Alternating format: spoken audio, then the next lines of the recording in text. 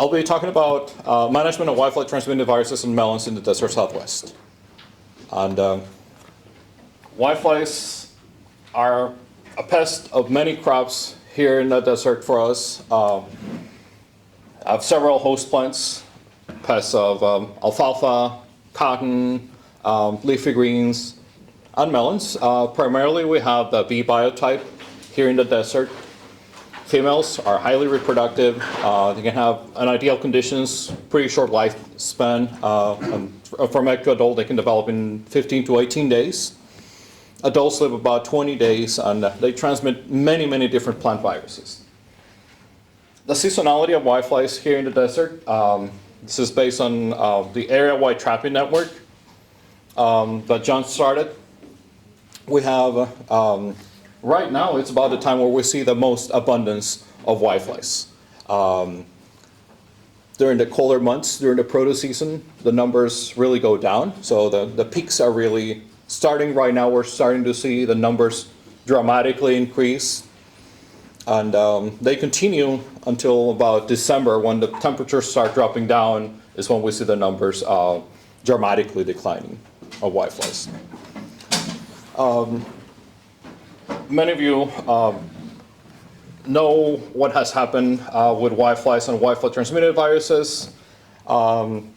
In the early 2000s, management of whiteflies was relatively easy, or insect control in general in melons was relatively easy. This will be a typical field in the desert. And then this happened in 2006. The appearance of the Cooperative yellowing stunting disorder virus happened, and yields went dramatically down. Many chippers were not harvesting fields, and this became a big problem for growers. So many weeds are really good reservoirs, reproductive hosts for whiteflies. This is based on some sampling that we have done locally. Many of the common weeds, ground cherry, south thistle, gulp mallow, London rocket, tumble amaranth, datura, purslane, goosewood, and cheeseweed are excellent hosts of whiteflies for both nymphs and adults. And then we have a complex of viruses, which I'm not going to be talking too much about it because the next speakers will be giving an excellent overview, and we'll be talking about diagnostics and the different viruses of whiteflies. But we have 4 whitefly transmitted viruses and 1 aphid transmitted virus that can occur here in Arizona. And the most economically important ones are CYSDV and CCYV. These are semi-persistent viruses. So the whiteflies can acquire the virus and transmit it in less than 4 hours. In a 2-hour period, they can acquire it, and in less than 4 hours, they can transmit it. They persist in a whitefly for about 9 days, and it's very common to see co-infections of these viruses. CYSDV has a wide host range, so this is some work done by Bill Wintermantel, which he will be talking later, where he documented some of the host plants for CYSDV. So a lot of the common weeds that we have here in the desert are hosts of the virus. A lot of them are asymptomatic hosts. And this is also work from Bill Wintermantel, where he looked at the seasonality of CYSDV and CCYV.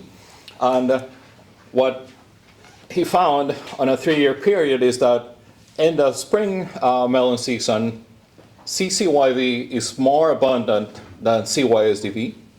Whereas in the fall growing season, where we see the most abundance of viruses, CYSDV is the most dominant virus. However, there are lots of co-infections. A lot of the fields that exhibit symptoms are co-infected, and you'll hear from the rest of the speakers the issues with trying to make diagnosis and understanding the epidemiology of some of these viruses. There was also another new virus that was found in 2023 by John and Bill, which is a watermelon chloric stunt virus, which you'll hear in the next slides and in the next talks. The appearances of these new viruses could also change what we see out in the field and the epidemiology of these diseases. So I'm going to talk about some of the guidelines that were developed by John for managing and controlling whiteflies, and with the intent of limiting the spread of insect-transmitted viruses. And the two pillars of this IPM program is cultural management and chemical management. And I'll give examples on how these guidelines were developed. We have a lot of factors for risk of CYSDV infection, and for that matter, for melon viruses in the desert. We have several crops that are excellent hosts of whiteflies. They themselves, some of them do become infected and are reservoirs for the viruses, but some of them are just really good hosts of whiteflies. Particularly cotton, you have fall col crops, alfalfa, spring melons, and also volunteer melons that occur on the fields. So all of these are sources of whiteflies and virus for melons. So one of the things that was done early on when we're still learning about CYSDV was understanding what is the impact of adjacent crops and the distance from some of these crops or isolation from the crops in virus transmission and the incidence of yellow viruses in melons. So this was a study done by Yves Carrier and John Palumbo, where they looked at the transmission of the yellow viruses in a landscape context. So what they did is that they looked at several circles on a grid and just looked at the distance of a melon field to adjacent crops, alfalfa, cotton, etc. And one of the things that they found is that the closer you are to cotton fields or alfalfa, the more likely you are to see incidence of the yellow viruses. Also, importantly, the previous crops, if you're close to a melon crop in the spring and you're planting the fall, you're more likely to see melons viruses. So here's an example of some fields sampled in 2015 and 2016, and you see the percentage of CYSDV in those fields. So what's interesting, if you look at the red, those are the fields that had the most incidence of CYSDV. Those were all fields that were close to spring melons. So this is fall CYSDV infection rates, and you can see that the previous crop has an enormous influence on what you're going to see in the fall. So some of the cropping factors that affect or reduce the risk of CYSDV infection in fall melons, based on this data that I just presented, are crop isolation. How far you are from previous spring crops, volunteer melons, cotton, and alfalfa. And that leads to one of the recommendations, which is management of those spring melon crops. So promptly destroying the crop and removing some of the volunteer melons. And I'll give an example in a few slides of a recent example of what happened a couple of years ago where one of those fields wasn't properly removed. So sanitation is very important. As I mentioned, several weeds are hosts of melon viruses, so just maintaining weed control, year-round weed management, it's important in limiting the spread and reducing incidence of melon viruses in the field. And then the second component for managing melon viruses is chemical control. And there are several options that were evaluated and studied by John. The first one was soil systemic insecticides, which are applied at planting or very early in the crop stage, and then foliar spray rotations. So timely applications to limit and to prevent populations from establishing in the field. So for the soil systemic insecticides, the two most effective products are venom, it's a neonicotinoid, and Sivanto. butenolide. So these are excellent products to kill adults upon feeding, and they provide a good residual control 14 to 21 days after seedling emergence. So there were several trials that were conducted here at the farm evaluating adult control and suppression of CYSDV.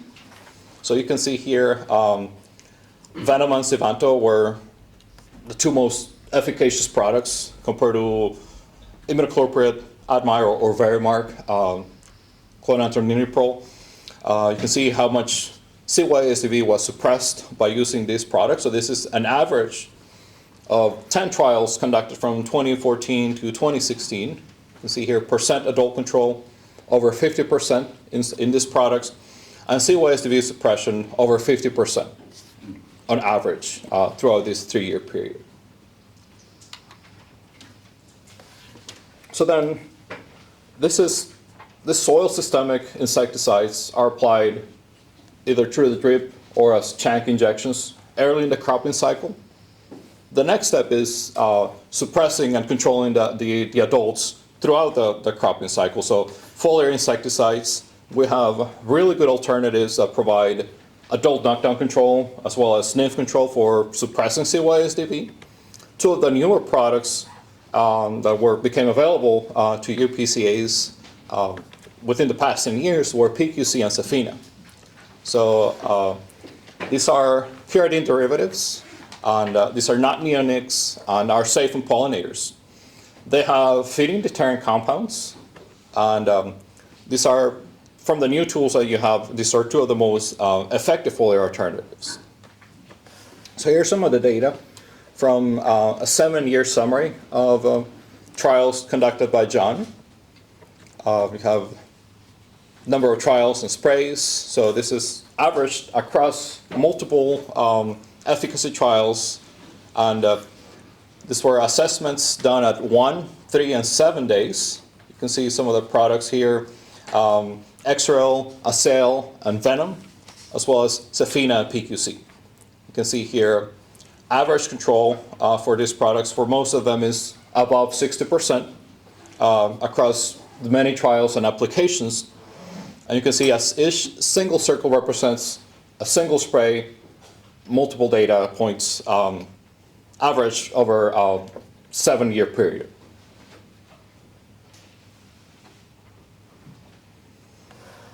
And here's CYSDV suppression. So the percentage of CYSDV suppression was collected at harvest, just visually evaluating the crops at harvest. And you can see here what was the average suppression at harvest for this many trials. So on average, Safina and PQC provided about 70% of suppression of CYSDV compared to Xrel, about 45%, Acel and Venom, 50 to 60%.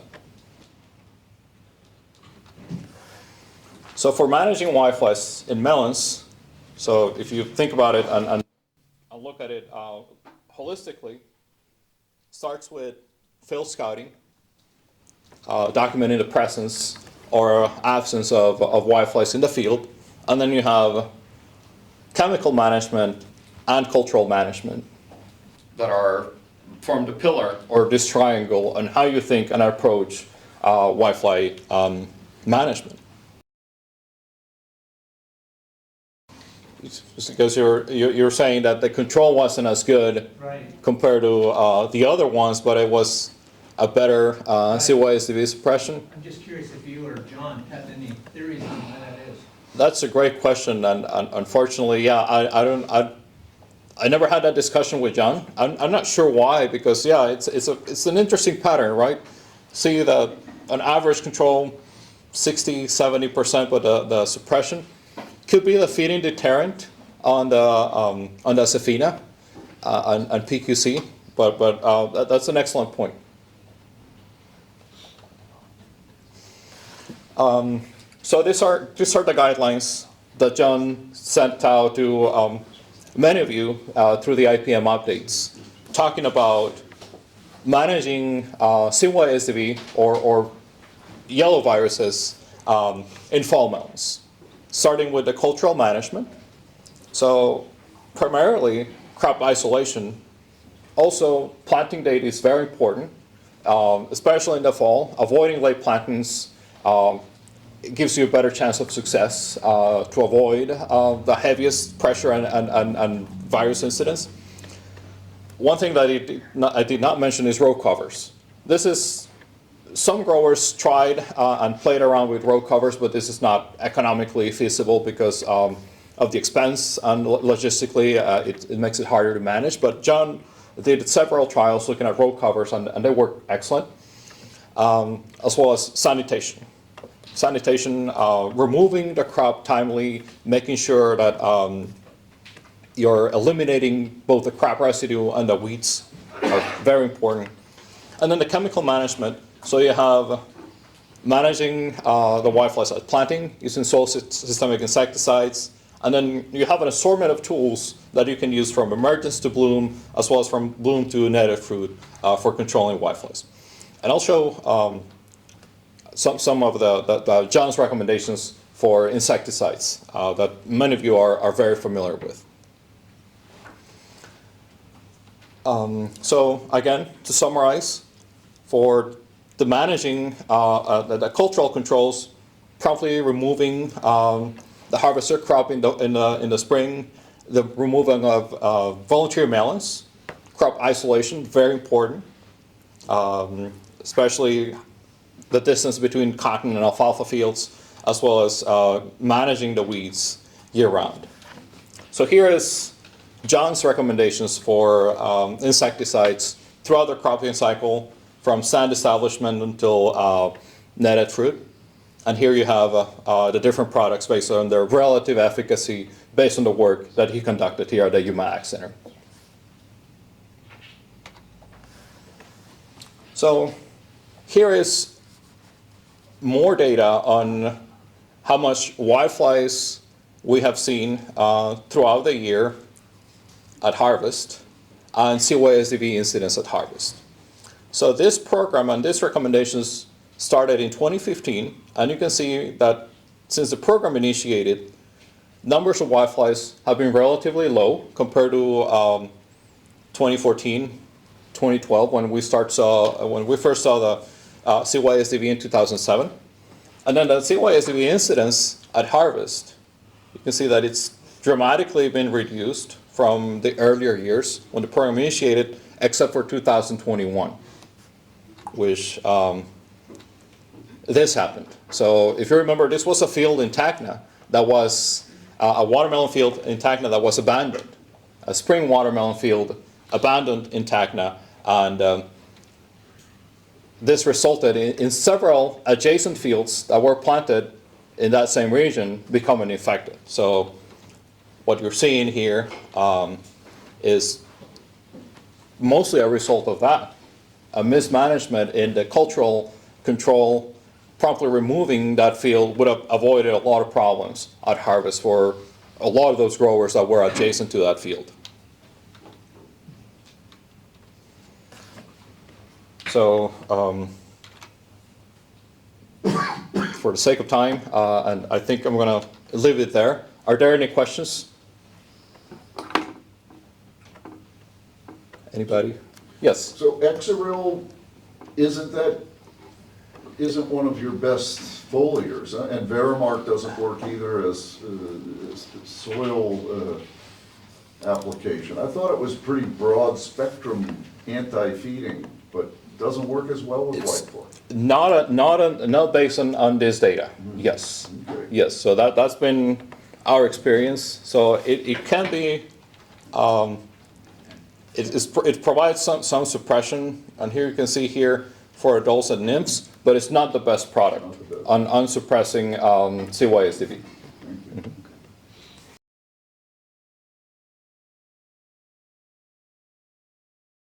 Our represent is species early detection of cucurbit viruses using sentinel plants or flux RNA assay. Next slide. You're going to have to do the slides. Yeah, I'm going to change the slides for you. Can you see the next slide, Johan? Yeah, please. Next. And you need to, I think it's So what we can see is the actual PowerPoint, so Oh, there you go. Oh, that one. now you John? Okay, so this idea came from the necessity to understand and to know what is the virus community in the cucurbit crops in Arizona. So that was the first question, to understand the virus community. And then next slide, we address on a survey in which we collect samples from the main producers areas in Arizona, Yuma and Maricopa, in 2023 and 2024, in both seasons, springs and fall. Next. And then for RNA viruses, we extract the RNA, we run the RT-PCR with specific species-specific primers. And for the DNA viruses we are looking for, or what we were looking for, we run PCR tests for general pegomoviruses and then specific species. Next. So those are preliminary results. We found that in spring 2023, the most prevalent viruses were viruses. But in the fall, as you can see, the most predominant viruses were greeny viruses. And surprisingly, we found that a new virus was the most often found in the fall in 2023. The green part in the fall 2023 is pegomovirus, and the red one is the red bar is the WMCSD, a new virus reported in Arizona this year or last year by Dr. Will. 2023, in the spring we collect 100 symptomatic plants, and in the fall we collect 690 symptomatic plants. So it's still greeny viruses being the most important viruses, but it's evident that new viruses are emerging, especially in the fall season. Next, please. This is the result for mixed infections or co-infections. Greeny viruses was one of the most common, but also this greeny virus, CYSDB, and the new virus found. We found also the highest number for co-infection. Next. So in order to understand the virus community, we address this experiment, which is called sentinel plants, which are susceptible plants that we put in the field to see how the virus community behaves. If we get new viruses coming into the field, in this case in Arizona, and this was the strategy to address that question. It's a field plot. This is a 3 repetitions experiment that we repeat 3 times during the season, which is early planting, normal or regular planting, and late planting. Next, please. Each of the squares. Could you please come back, please? Each of the squares. Samuel, could you please come back? Each of the squares in the yellow, blue, and red squares represent a species, cucurbit species. Melon, watermelon, some squash, and so on and so on. Next. These are some results in terms of the incidence. The incidence were measured by the expression of symptoms of virus-related symptoms. And it is clear that in the spring season, the incidence is lower than in the fall season. we don't take care about the management or the regular management of insects after 1 month or after the establishment of the crops, because we wanted to see which viruses came into the field. And to do that, we need the insect vectors to be alive and to be able to came into the field. So anyways, it's clear that in the spring, the pressure is lower than in the fall. And in the late planting, which is experiment 3 for both of the seasons, the incidence was higher in a very short period of time. Next, please. So this is how you can see graphically our results in the fall. So the first experiment, early planting, the middle one in the middle is the regular planting according with the farmers in our area, and the late plant. You can see in the late plant how in the third and fourth evaluation we achieved almost 100% of incidence. Next, please. So some possible explanations of that phenomenon. It's the high level of population levels of whiteflies, which are the main insects that transmit the main viruses on cucurbits, in which you can see that in the late planting, the population of whiteflies was higher than in the initial or early planting. Next, please. So we collect all the RNA from the different experiments in 2023, 2024, both seasons, and we pool the RNA, and then we made a RNA-seq in order to understand what was the virus communities or the biome of those cucurbit plants.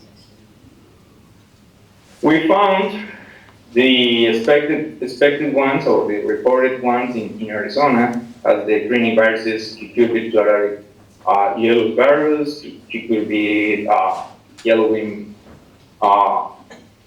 CYSDB, and some other viruses that it's common to find in cucurbits in Arizona.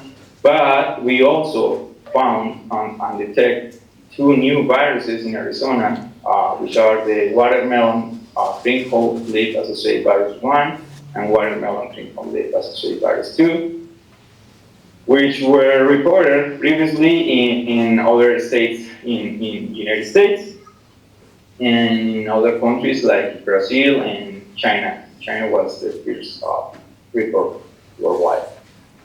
Also, as mentioned, since 2023, we found the vegomovirus watermelon chlorotic stump virus.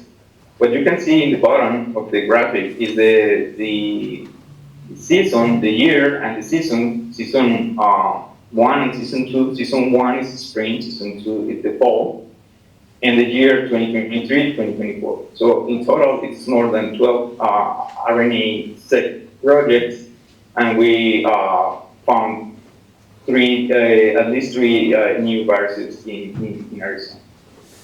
Next one.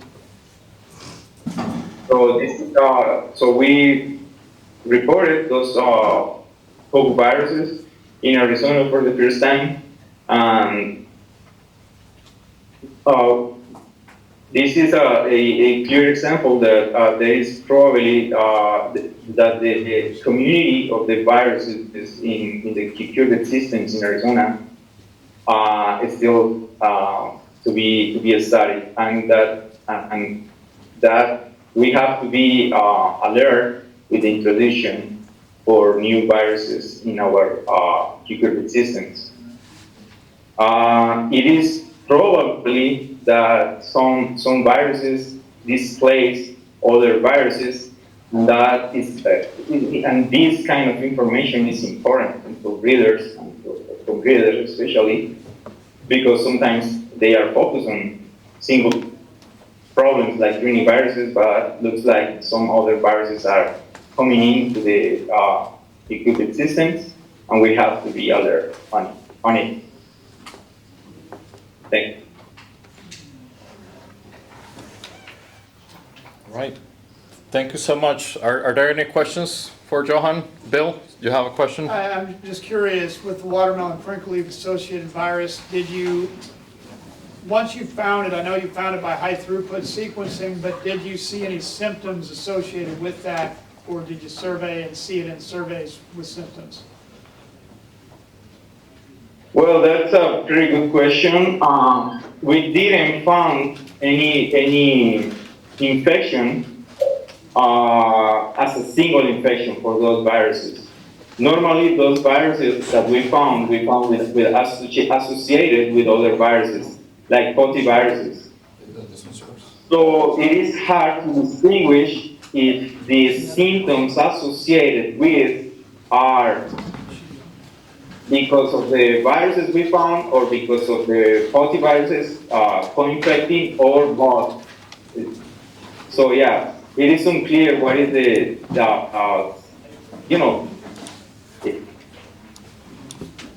single factor for the symptoms expression.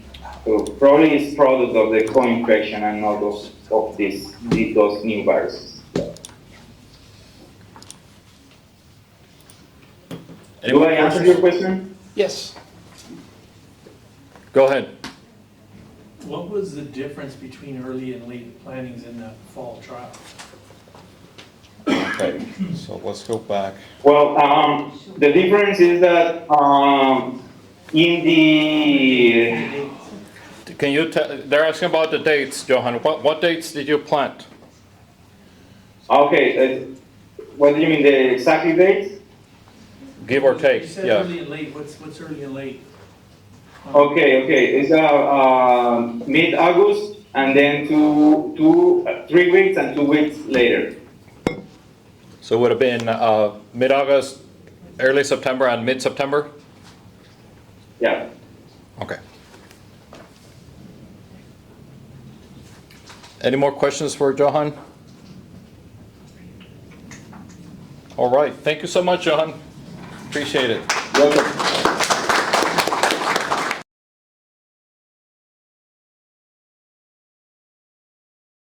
All right, hi everyone. So my name is Ben Van Raalte. I'm a PhD candidate at the University of California, Riverside, and I'm going to be telling you all about our plan to update the pest management strategic plan for melon production in the U.S. Southwest. Just to give a history of these documents and why we're doing this, these came about in response to the Food Quality Protection Act of 1996. And the key thing is these show how and why pesticides are being used by producers. And ultimately they're stakeholder-driven documents. And they support registration, re-registration, tolerances, emergency exemptions, and reduced risk decisions. So these have also taken on a lot of broader uses just because we don't often have a single authoritative place for all this information. You know, it's often in this extension publication on one topic or another publication on another topic. So by bringing that all together, these have become documents that a lot of people look at. It's publicly available, it communicates industry priorities.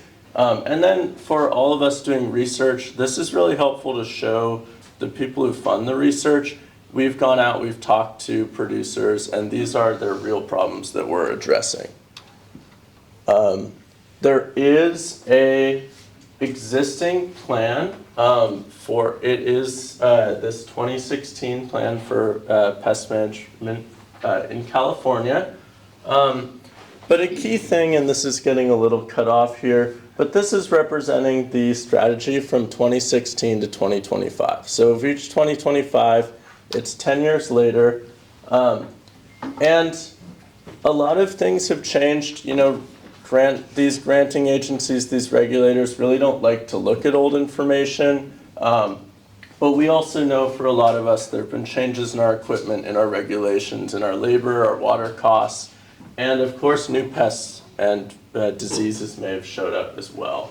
So by having, a current plan, that just makes this much more useful.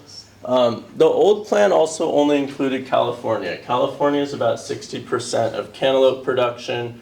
For other musk melons, it's pretty similar. Arizona is another 34%. So by including both states, we really cover the vast majority of US melon production. And I don't have as detailed information on county level statistics for Arizona, but we know that most of the production is over in these 3 counties where we are right now. So our goals, we want to update to include Arizona, update the production practices, figure out what the needs are for the next 10 years. And out of this effort, we hope to also generate, maybe some new extension guidelines, see where there's holes in our communication efforts or our research. Our kind of initial project team, we have 2 agricultural economists in our School of Public Policy at UC Riverside, and myself and my advisor, Carrie, in the entomology program. We're going to be talking to a lot of other people who will end up as collaborators on that final document, various people at UCANR and USDA. But this is kind of the internal team. We're currently funded by the Giannini Foundation of Agricultural Economics and the California Melon Research Board. We're working on getting funding from the Western IPM Center, which will probably happen soon. And they organize these documents creation. Kind of as a baseline of what this project actually looks like, the first step was going out and just visiting some farms, and we unfortunately only able to do this in California, but just to talk to people, on their own location and see what they're seeing and maybe get a sense of what questions to ask in our further efforts. So our initial visits were in the Imperial Valley, hosted by Arun and Anna, who I believe might be here today. Yeah, they are here. So we, talked to some PCAs out there, and then we went out with Tom Perini and Scott Stoddard in the Central Valley and talked to more producers for a couple of days. And this is the type of thing that we were seeing.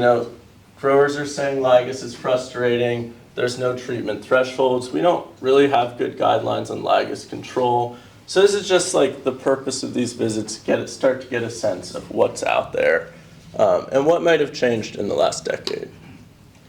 We're also just reviewing the publicly available information, including publications of the last 10 years. All the new guidelines that Palumbo produced will be, something that we look at. And in California, we have these detailed pesticide use records. Those don't exist for Arizona, but so this is for those of you who might manage some acreage in California.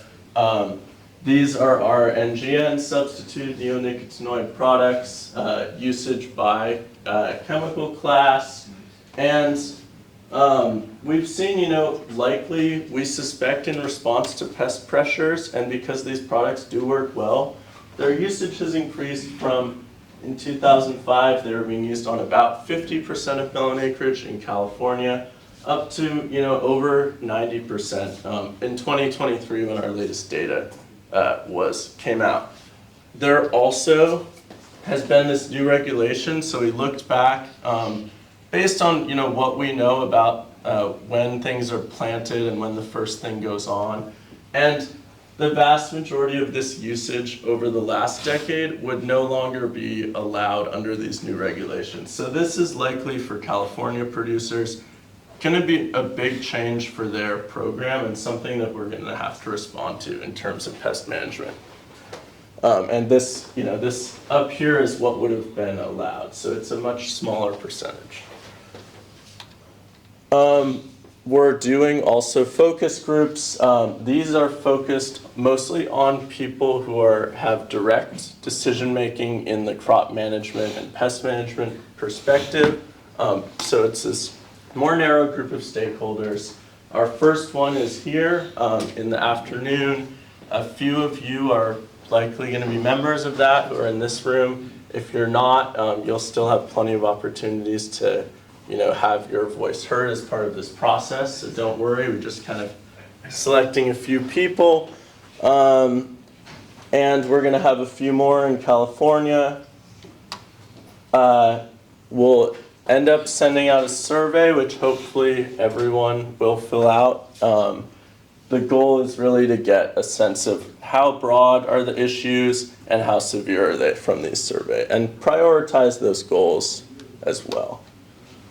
Ultimately, there will be a workshop at the end where we're essentially going to present this draft document to the industry and get people's feedback on what really needs to be included in there, if anything was missed or needs to be highlighted more. Stakeholders, so I brought this up. Really, it's if you're at this meeting, you're probably a stakeholder. Our initial focus groups and survey are going to be more targeted at this smaller group who's making those crop management decisions, but we have a lot of direct connections with these other two groups here and others in the industry, so we will be able to get their input as well. So this is one of the key parts of a project like this. The idea when we're, because this is something that regulators may eventually look at, that we maintain some confidentiality and privacy so we can get a sense of, communicate what the needs are and what's going on in the field without attaching anyone's name to it. So again, we see this, there's a lot of melon growers in Fresno County. So we can say a Fresno County melon grower. If you're the one person growing melons in, on the edge of the Grand Canyon, and the only one in the county, we just say an Arizona melon grower. So, yeah, so we want to hear from all of you. Fill out the survey, participate in the final workshop. We'll have hopefully broad participation in that. I'm really open to direct contacts if you want things to be included in the final document. If you have suggestions, if there's someone I absolutely need to talk to and you think I should go talk to them directly, definitely reach out to me or others in the project. This document's going to be available in a lot of locations and formats. Again, this is something if you want it in a particular format or parts of it, we're certainly open to that. Our goal is for this to be as useful as possible to you. And there will hopefully be some extension in academic focused publications that come out of this effort as well. And this is going to guide our research programs and hopefully allow us all to access funding over the next decade or so. And then you'll be hearing from a different grad student at that point, hopefully. So yeah, if anyone has any questions, here's my direct contact info. This is a form also if you want to scan this. There's a name and email address on this Google form, but they're not required. So if you want to just submit something without your name to it, to mention, we're certainly open to that as well. And if anyone has time for questions, all right, I think we have a few minutes, so.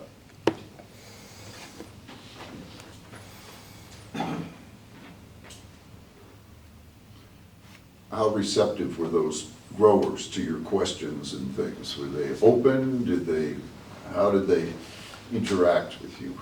I felt like all the growers we talked to were very excited to talk about their production challenges, their challenges responding to regulation.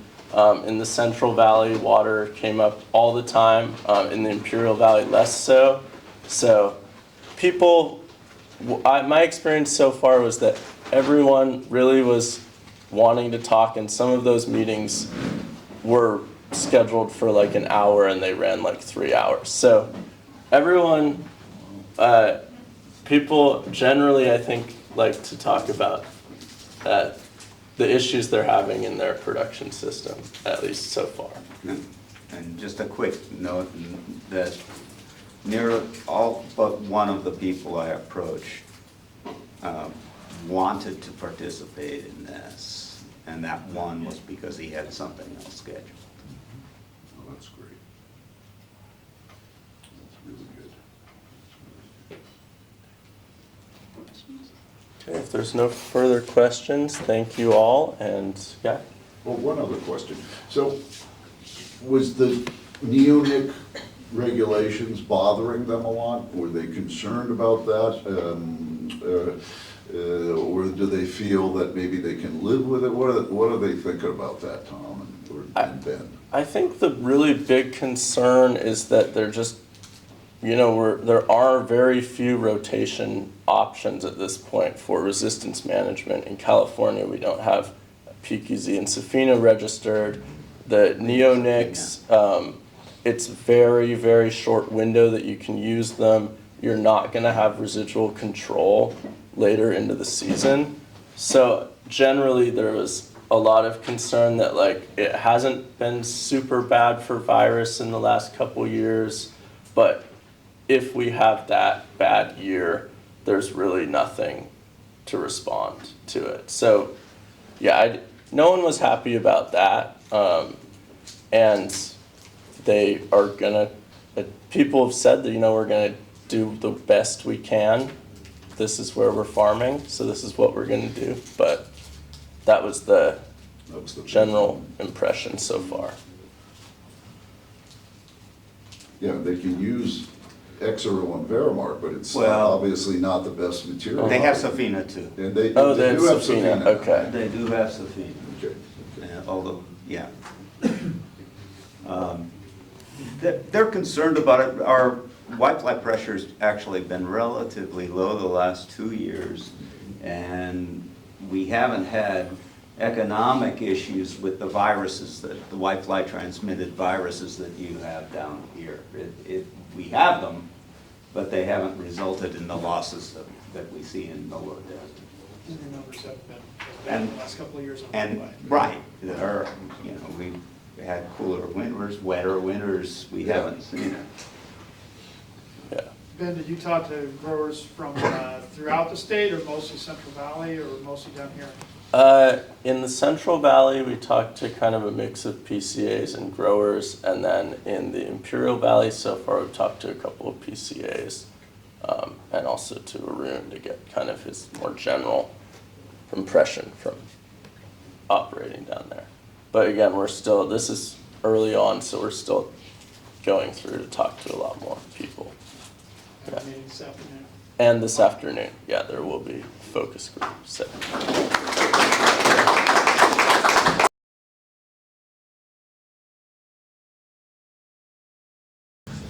For those of you who don't know me, as he said, I'm Bill Wintermantle. I'm a virologist, and I do a lot with virus epidemiology.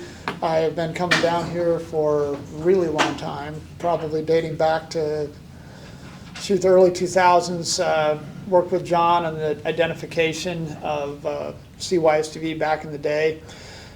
So we've watched this system evolve, and unfortunately, you've got a lot of viruses that have come in since then. We had one virus that came in the late 80s. Bob Gilbertson here was involved with that one, as was Judy Brown. That was cucurbit leaf crumple virus. Didn't really do a lot down here. CYSTV obviously hit hard, pretty much hit everything except some of the stuff way up the Gila River that very first year. It stuck around forever. We've had some others that have come in since then, so I'm going to tell you a little bit of the story of that, looking at some of the dynamics of these viruses, how they've evolved, some of the things we're looking at now, and then kind of wrap up just by talking about how to integrate with some of the extension talks that we've had on management. So, like I said, over the past 25 years, dating back to the late 1990s, we've had a series of viruses, and what I generally tell people is about every 4 years we get a new virus. That's a little bit faster rate than most of us would like. Most of these are probably introduced on plant material, not always on cucurbits. Sometimes they're coming in on something you don't expect. Don't know if many of you remember, but when we had tomato yellow leaf curl hit the desert region back in the shoot, a long time ago. Bob, you know what year that was? 2007. 2007, came in from a tomato plant at Home Depot. You don't always know what things are going to be coming in on.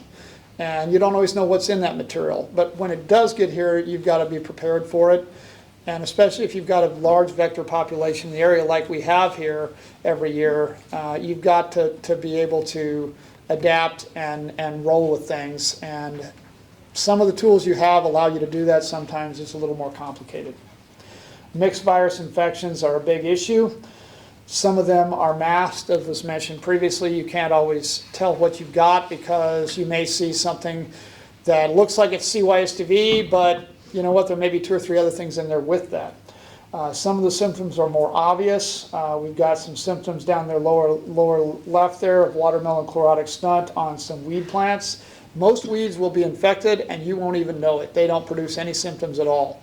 Yet, I could put whiteflies on those weeds, transfer them to melon, and you're going to get a nice infection. So these are all dynamics that we need to look at. So it's important to look at this epidemiological situation and kind of figure out what's happening. Much like the analogy I like to use is with COVID. Everybody's familiar with COVID, all the stuff we had, all the talks people gave about changes in virus strains and stuff like that, how to figure out how to modify the vaccine. We do that with this stuff too. Mostly looking at the viruses and the dynamics of what's coming and going and what's important. We've got people in breeding groups here trying to develop new materials for you. And the way we try to tackle that is knowing what's important to target. You can't tackle everything, but you can find out what's important, and that's what we're doing here. So just going back to the story of the viruses that we deal with, in 2006, cucurbit yellow stunting disorder virus came in and hit everything. Literally almost 100% of the crop in the region. Cucurbit chlorotic yellows came in 2014. We did not see it for 4 years because it looks exactly like CYSDV. We actually found it because Jim McCrite, our retired melon breeder up in Salinas, was screening materials here in Yuma and at Desert Research in Imperial. We found a couple of plants that didn't look quite right. They shouldn't have been showing symptoms, but they were. We checked them, we found this new virus. Looks exactly like the other virus, but the resistance to CYSDV does not control resistance to CCYV. At the same time, another virus showed up, squash vein yellowing virus. And this virus, we had a paper Bob and I and our teams were involved with, just came out this past year. Squash vein yellowing virus came in too. It's a little bit different variant than we've had in other parts of the country. The one that they have here can cause vine decline of watermelon. Have we ever seen that here? No. It doesn't seem to happen. I think it's an environmental effect. The strain that we have, although it can, it just doesn't. And that's a good thing. It means it's one thing you haven't had to worry about, at least not so far. Leaf crumple, it's the oldest of the ones I'm talking about. It's more of a squash virus. It doesn't do as much to melons, so it really hasn't been much of a problem here. It's a huge problem for squash and pumpkin growers in the southeast. All depends on where you are. And then last year, or 2 years ago, watermelon chlorotic stunt came in, and that's what we'll talk about as we get into the rest of this presentation. So since the emergence of CCYV back in 2014, we needed a way to differentiate these viruses. Cucurbit chlorotic yellows, or CCYV, looks exactly like CYSDV. It's closely related. There are other viruses, cucurbit aphid-borne yellows virus, which you also have to some degree here. They have a lot of it in the Central Valley in the fall, where Tom is located. Beet sooty yellows virus, it's more of a coastal virus, or one you'd find in like where I live in Salinas. It's transmitted by a completely different whitefly, but the symptoms are exactly the same. So you need a way to differentiate some of these. And even some of these others that we don't have here yet, they produce symptoms that are very similar. You've got to be able to distinguish one from another. So to do that, we developed a diagnostic system. Right now, we've got 4 targets in that: CCYV, squash vein, CYSDV, and cucurbit aphid-borne yellows. We have now added watermelon chlorotic stunt to that, subbing out either squash vein or aphid-borne. We're still playing with that. We'd like to add the 5th there if we can get that optimized. But the system here is designed so we can monitor not only is it there, but how much of it is there. So using that system back in 2019, we had an involved project with both, as you can see, John here sampling with my postdoc, Jean-Pierre Mondal, looking for both whiteflies and melons in the region. And, oops, we clicking. Then we'd take those samples back to lab, analyze those using a combination of RT-PCR and RT-qPCR. The RT-PCR basically tells you is it there or not. The RT-qPCR tells you how much of it is there. And so using that kind of approach, we've been able to tackle this system with 4 viruses going on at the same time, and now we have a 5th virus as well. And you saw this in Samuel's presentation earlier. This is something we published a couple of years ago. Consistently, 2019, 2020, 21, 2022. I didn't show 2022 here yet, but it was the same result. CCYV dominates the spring infections. CYSDV is dominating in the fall infections, not quite to the same degree. It's a very clear-cut difference. What is the dominant virus? In fact, so much so that there have been years we saw almost no CYSDV in the spring at all, yet we know it's around. We also saw some aphid-borne, some squash mane, anywhere from 10 to 30% during that period. Again, this stayed through 2022. Then 2023 rolled around, very, very weird year. We generally did a little bit of like limited sampling. We had kind of established this pattern, didn't really feel like we needed to check everything all the time, but Imperial, same result as we normally would see, high CCYV, low CYSDV. Yuma, completely bizarre. All CYSDV, no CCYV. This just struck me as really, really strange. And these are samples John would have collected and sent to me. This was limited sampling. Maybe Samuel sent them. I think John sent them though. But these are people who know what they're looking at. And it was very, very weird. Then in the fall, we figured out what was going on. We had a new virus. Most likely it was there in the spring. 83% of the plants we saw in the fall were infected with watermelon chlorotic stunt. Still saw a lot of CYSDV, and again, as usual, very low CCYV in the fall. A little bit of squash mane. Whenever we do see squash mane, we always see it in the fall, very rarely in the spring. So then we continued to monitor this throughout the next year, 2024. In the spring, we saw pretty much a balance. Watermelon chlorotic stunt had come in and established itself. In the fall, watermelon chlorotic stunt completely dominated everything. Now, symptoms on melon aren't that bad, but it was the virus that was pretty much in everything. Almost all of these infections with CYSDV and CCYV were also infected with watermelon chlorotic stunt. This is just which viruses are there. Almost all of those are mixed infections. So looking at that and the breakdown on those mixed infections, you can see the watermelon chlorotic stunt scattered throughout there, and overall a lot of CCYV, a lot of CYSDV. This is again the spring, reverting back to a little more of the normal pattern, but I think it was influenced by the watermelon chlorotic stunt, and that's something we're looking at moving forward. We've also looked at whitefly populations, and this is to kind of look at what viruses are moving in the insects. So as Samuel mentioned in his presentation, all of these viruses, all 3 of them, CYSDV, CCYV, and watermelon chlorotic stunt, can be acquired. They're retained by the vector for a long time. Watermelon chlorotic stunt, once it's picked up, it stays there for life and continue to be transmitted.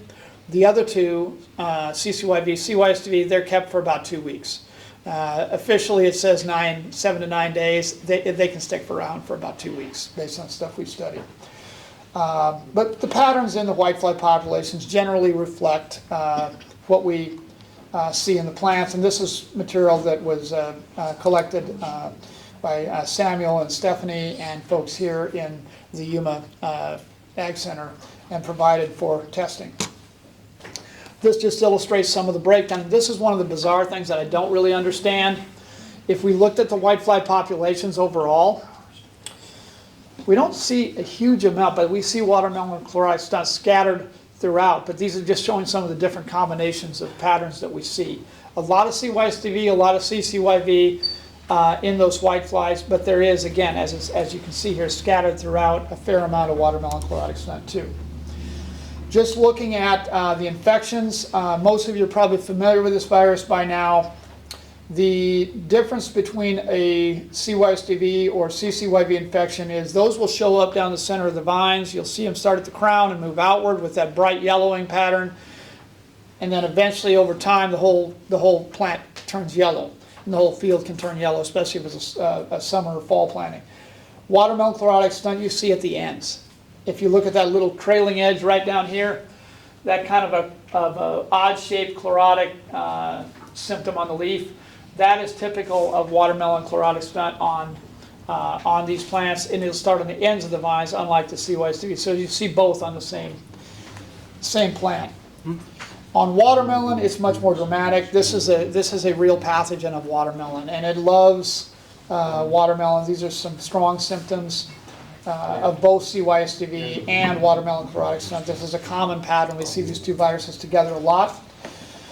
We also want to look at what's driving this. So just understanding these virus dynamics. Why do we see these patterns in the spring versus the fall? Why are we seeing this new virus come in and shift things around? What's driving that? So it could be a number of factors, anything ranging from rainfall patterns to kinds of weeds, insect populations, as Samuel mentioned. Somebody doesn't take their field out, that can be a center for a source moving around. Anything someone might bring in on transplants, for example, could bring in something that could change things. My lab has done some work with this with CYSDV and CCYV, and I don't want to get into this in too much detail, but the point here is, depending on how the virus comes in and when the virus comes in to the plant, it influences what dominates. So for example here, this is just CYSDV coming in alone, CCYV alone. If you have a mixed source, so the plant is already infected by both viruses, and when we did this, we basically looked for viruses where the levels of the two were about the same, and we do that transmission. CYSDV always is a dominant virus. If we put in these two viruses separately, so source of CYSDV, source of CCYV, we bring them in on separate whiteflies, same plant, same time, you get mostly CCYV. Really weird. If you put in CYSDV first, it dominates. If you put in CCYV first, it dominates. It's all about timing, but there's also a level of competitiveness in there. We think we're seeing some influence of watermelon chlorotic stunt too, because we're seeing watermelon chlorotic stunt now favor CYSDV for some reason in most cases. This is just emphasizing stuff that you've heard already. Weed management is important. Production in different areas varies. As we all know, if you don't have water, you don't have plants. So it's a little easier to manage that in the desert than it is, for example, in the southeastern United States, where you've got rain all year round and everything grows. So weed management is very important. So here's a question. And you can raise your hands if you want to on this. Do you know what these are? They are in your field, and they are virus hosts. So nettleleaf goosefoot, London rocket, cheeseweed, purslane, even saltbush, and sow thistle. These are all really good hosts. And sow thistle is also a really good host of INSV and lettuce too, so something to think about. These are all weeds that you see commonly. We were out in the field yesterday. We did a lot of sampling, saw a lot of viruses out there, particularly the yellowing viruses. It's late season, of course, so this is when you're going to see them. These are in the weeds too. Samuel has sent me a lot of material the last couple of years, and we are finding a lot of virus in that.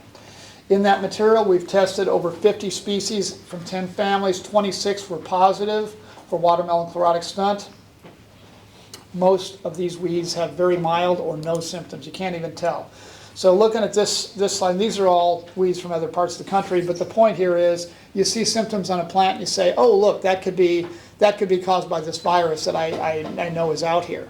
Well, guess what? Most of these are probably not caused by a virus. This is horse nettle. This is actually taken in Mississippi when I was with Rebecca. But I actually had the same symptoms on the horse nettle in my back pasture where I grew up in Iowa. They don't even have whiteflies in that area. So it all depends. There are a number of things that can cause a symptom. Don't assume that the symptom is caused by a virus. Also, don't assume just because the plant doesn't have a symptom that it doesn't have a virus. So looking at these plants, what we've done is we've looked at a number of these important weeds and identified them based on season and priority. So I actually ranked these by percentage of infection of the number of plants we sampled. Some are lower numbers, but some of them are high numbers, and they're actually really significant. So if you look at the fall data, and this is just a snapshot of what we've done, and we're continuing to do this.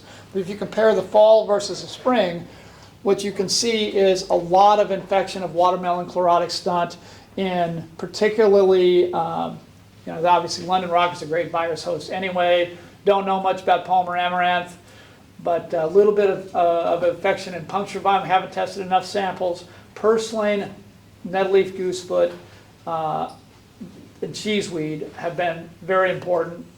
And ground cherry has always been a good virus host, particularly for the criniviruses too. So there are a number of these weeds that we're looking at. You see some variation for the season, and we're going to continue to monitor that. And then we're also looking in the lab. So a lot of these weeds, we've collected them. My technician loves to try different types of plants, and we've actually raised these, we've inoculated them. And what we're finding is most of these that we've identified are also easily infected in the lab. The next step is to look at, are they reservoirs? So just because the virus is in it, does that mean it actually is automatically going to move it into your melons? Not necessarily. I would guess most of these, yes. But there are also some that you can, we did some work on this back with CYSTV in the early 2000s. Just because it has the virus in it doesn't mean the whitefly likes it, doesn't mean it acquires well and transmits well. So we're looking at those dynamics so we can help you figure out what do you need to target. So certainly we want to limit the weeds, but if there are certain types of weeds or certain things like saltbush, for example, that you can kind of limit around your fields, might be good, might slow the movement of some of these things. Again, most don't show symptoms. This is watermelon chlorotic stunt in mallow, or cheeseweed, and in ground cherry. Mentioned limit your whitefly populations. Anything you can do to knock back whiteflies is good. I know I'm going a little bit long here, but introducing a virus into an area is a problem. So limit that vector as best you can. You will get other things. There will always be something new that can come, but we've done a pretty good job of managing these so far. You're still getting good yields, you're still getting good production, and as long as we can keep things under control, I think that's going to continue to happen. But the more we can do to limit establishment of these things, the better off we are. And I would also encourage folks, if you're moving transplants, raise them locally. Don't bring in stuff from some other part of the country.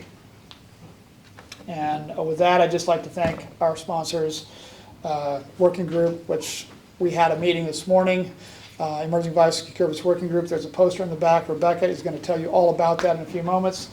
And the California Melon Research Board, which serves the melon industry here in the West. So thank you all.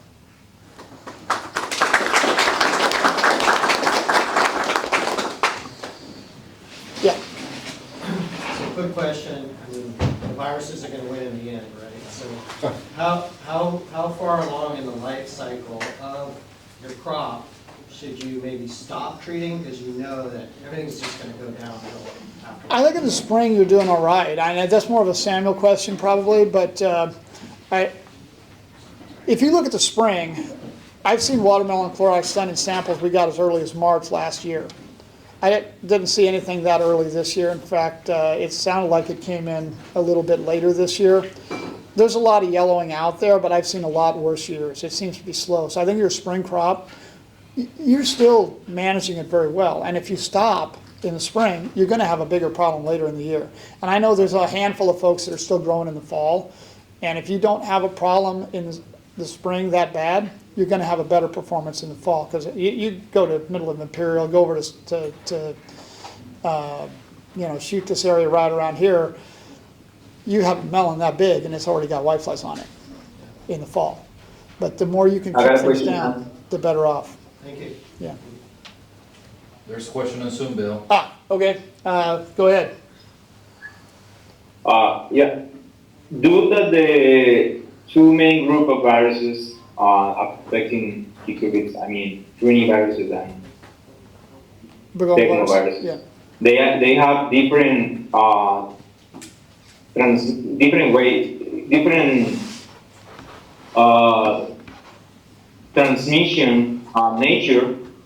Do you think that based on it, the way we control those insects, the whiteflies, should change or could be reviewed with?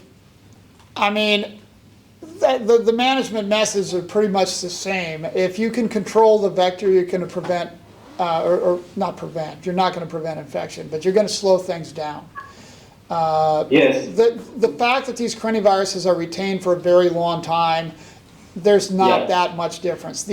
We've actually tried to separate watermelon chlorotic stunt from CYSDV in our lab, and we had to go as long as 2 weeks on an alternate host to clear out the CYSDV. I think the reason it has spread so well when it established is because it has retained such a long time in the whitefly. So even though it is a different transmission strategy by the whitefly, for all intents and purposes, they behave very similarly in the field. Okay, so do you think that the measure, the chemical control we do could affect the displacement of the craniviruses favoring the begomoviruses or not? I think what you're probably thinking about is what we've seen with POTIs and more what we call non-persistent viruses, that if you use chemicals, sometimes you can exacerbate things. We don't really see that as far as I'm concerned. I don't think. I don't know if you have an opinion on that, Samuel. You want to weigh in on that, or Aaron? No comments? No comment. Okay. Yeah. Thank you. Yep. Thank you. Do we have any new studies on whitefly biotypes, mixture cows? We've monitored whiteflies. That might be a Carrie Mock question, but I'm not sure. we have not seen any other whiteflies in this area that are transmitting these viruses. We've checked, and everything I'm finding is still B biotype, or what we call MEM1 now. So it's all the same. We have not found Mediterranean whitefly in the field, and we've looked. What about the old one, the New World biotype? It's almost gone. The New World is gone. It's been gone for years. 1990, we used to have another virus, for those of you who were around a long time ago. We had a virus called lettuce infectious yellows virus, and another virus, squash leaf curl virus. Squash leaf curl is still around on very rare occasions, but it's very poorly transmitted by bee. Lettuce infectious yellows is virtually not transmitted by bee, and it disappeared in about 18 months from 1990 to 91. And that whitefly has been what's driven all these changes. That new whitefly is what it transmits all of these. The Mediterranean whitefly transmits them too, though. That's the problem. So if we change again, it wouldn't help us. Yeah.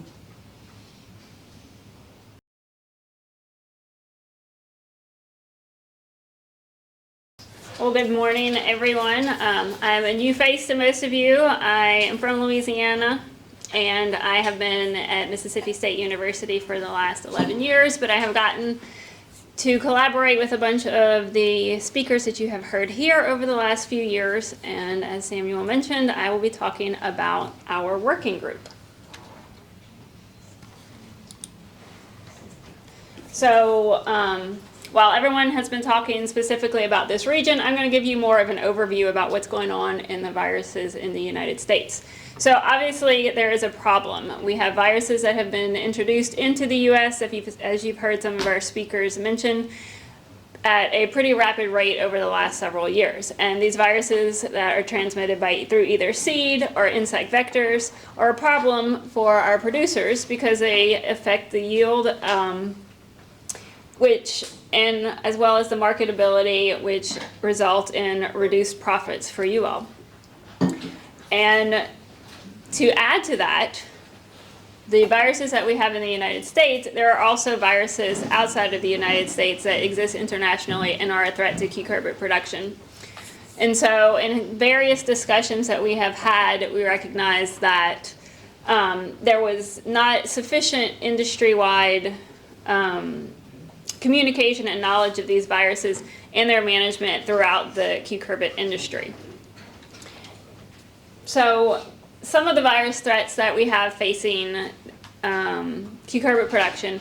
Existing ones in the U.S., a significant threat was cucumber green mottle mosaic virus, as well as some of its related to Bama viruses. The whitefly transmitted viruses that are common in this area that you've been hearing a lot about, the Crini viruses, cucurbit yellow stunting disorder virus, and cucurbit chlorotic yellows virus. Obviously, I'm not using all the acronyms immediately, so you may know that I'm not a trained virologist. Squash vein yellowing virus, and then watermelon chlorotic stunt virus that you've heard a lot about. We also have mosaic viruses that have been widely prevalent in the U.S.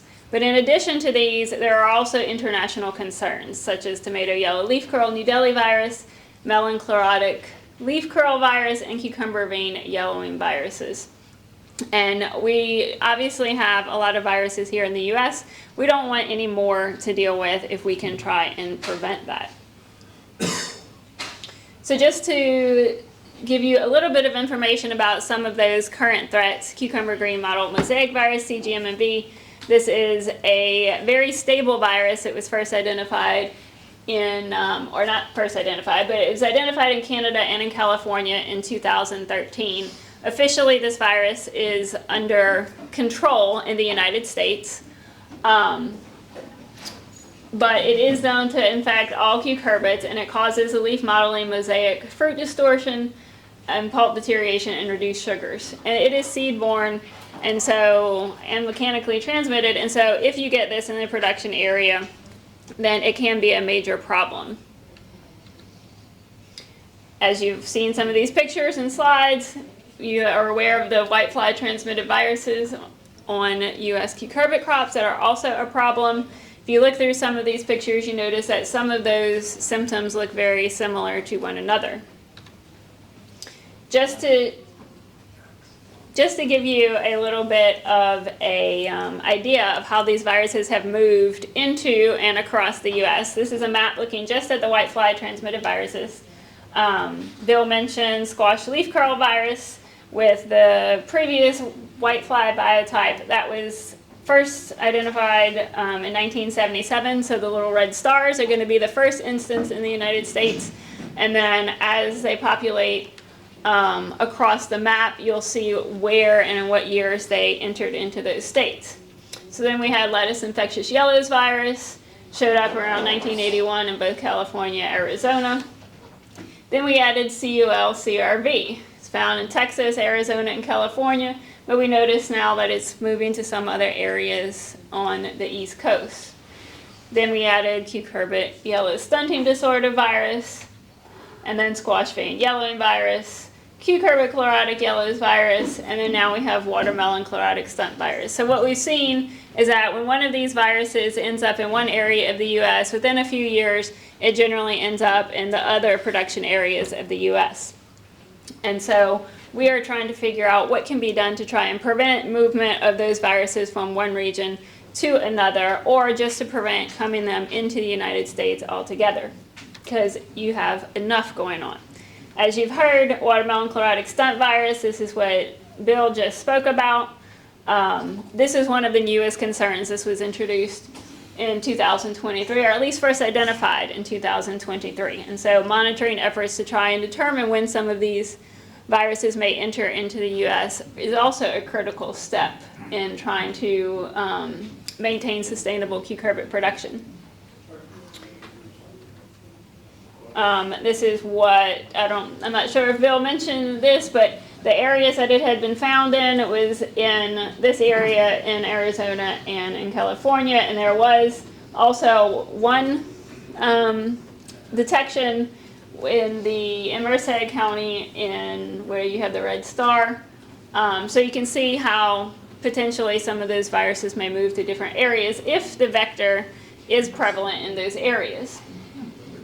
So another virus that you may not have heard of, melon severe mosaic virus.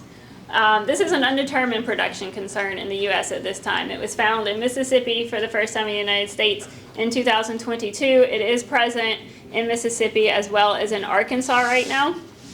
And if any of you are familiar with some of the mosaic viruses, you can see that some of these symptoms from an infected plant also resemble some of the viruses that we've known to be here in the U.S. for decades. Something to note about this virus is that a vector has not yet been reported, but it is suspected to be a thrips virus because it is an orthotospivirus, and other well-known orthotospiviruses are transmitted by thrips. So this would be a different vector of concern in cucurbit production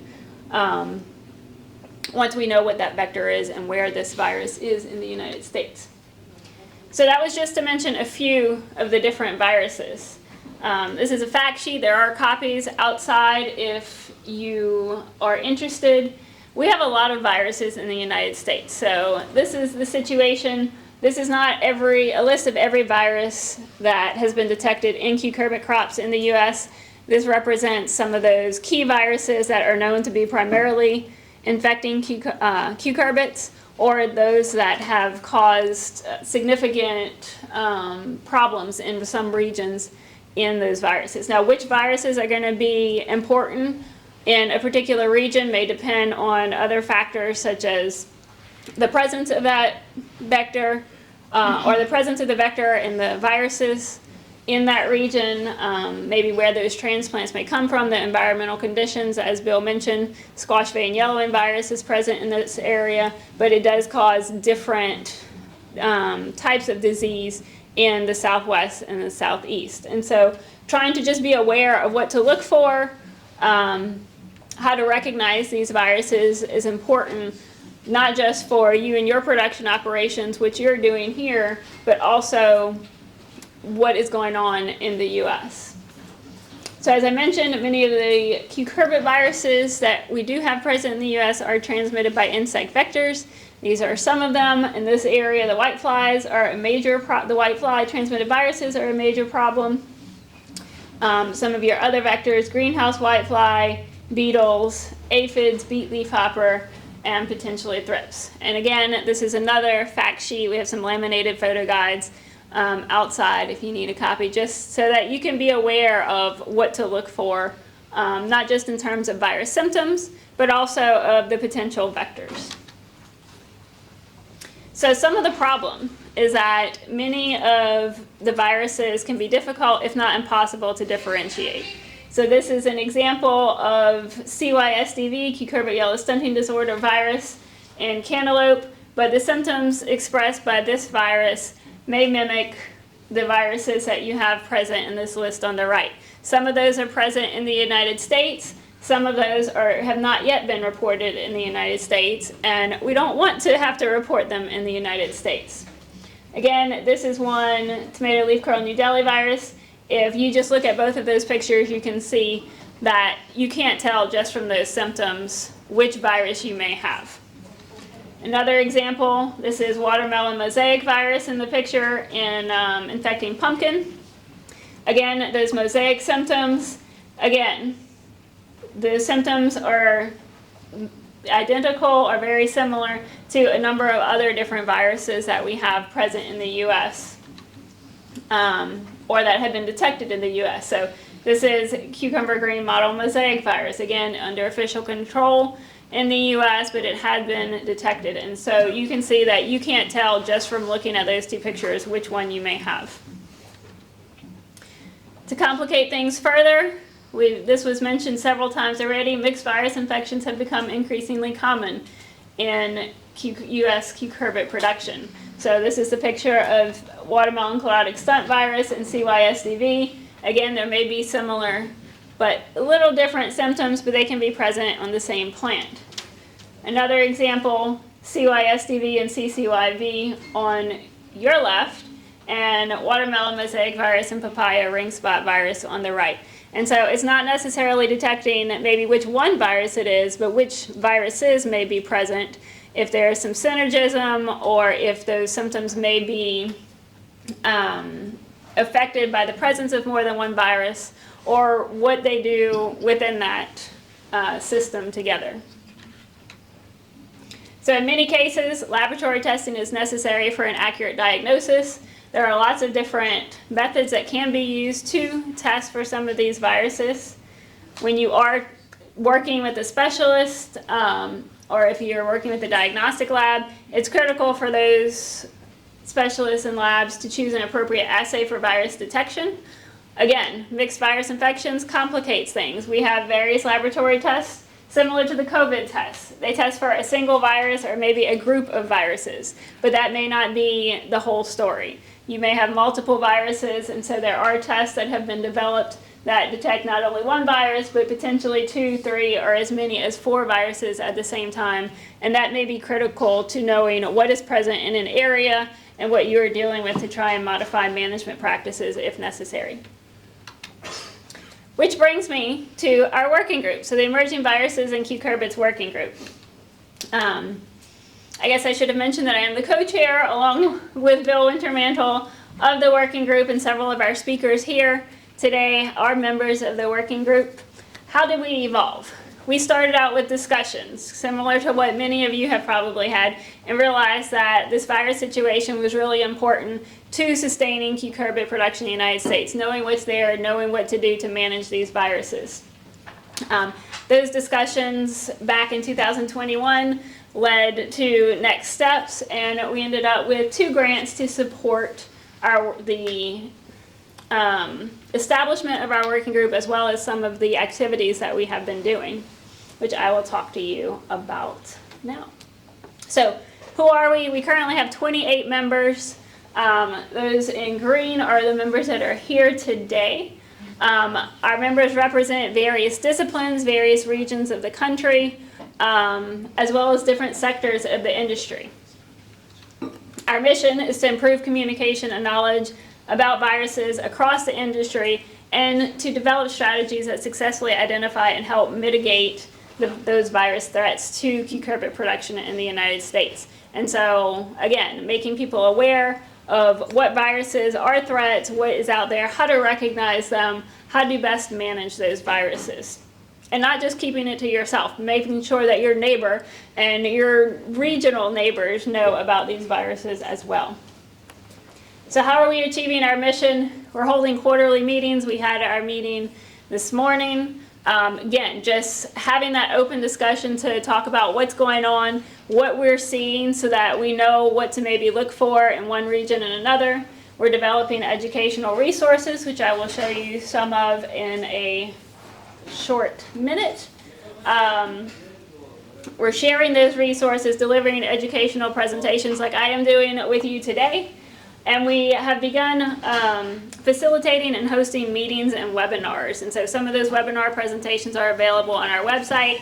And one of the things that we will do after lunch today is have one of those open discussions that we can hear from you, that you can hear from us, and know what we're seeing, not just in this region, but maybe what's going on in other areas of the country and world as well. So this is our website. If any of you are not familiar with it, it gives you a little bit about who we are and what we do. And ecucurbitviruses.org, which you can also scan the QR code. This information is also available on our publications outside.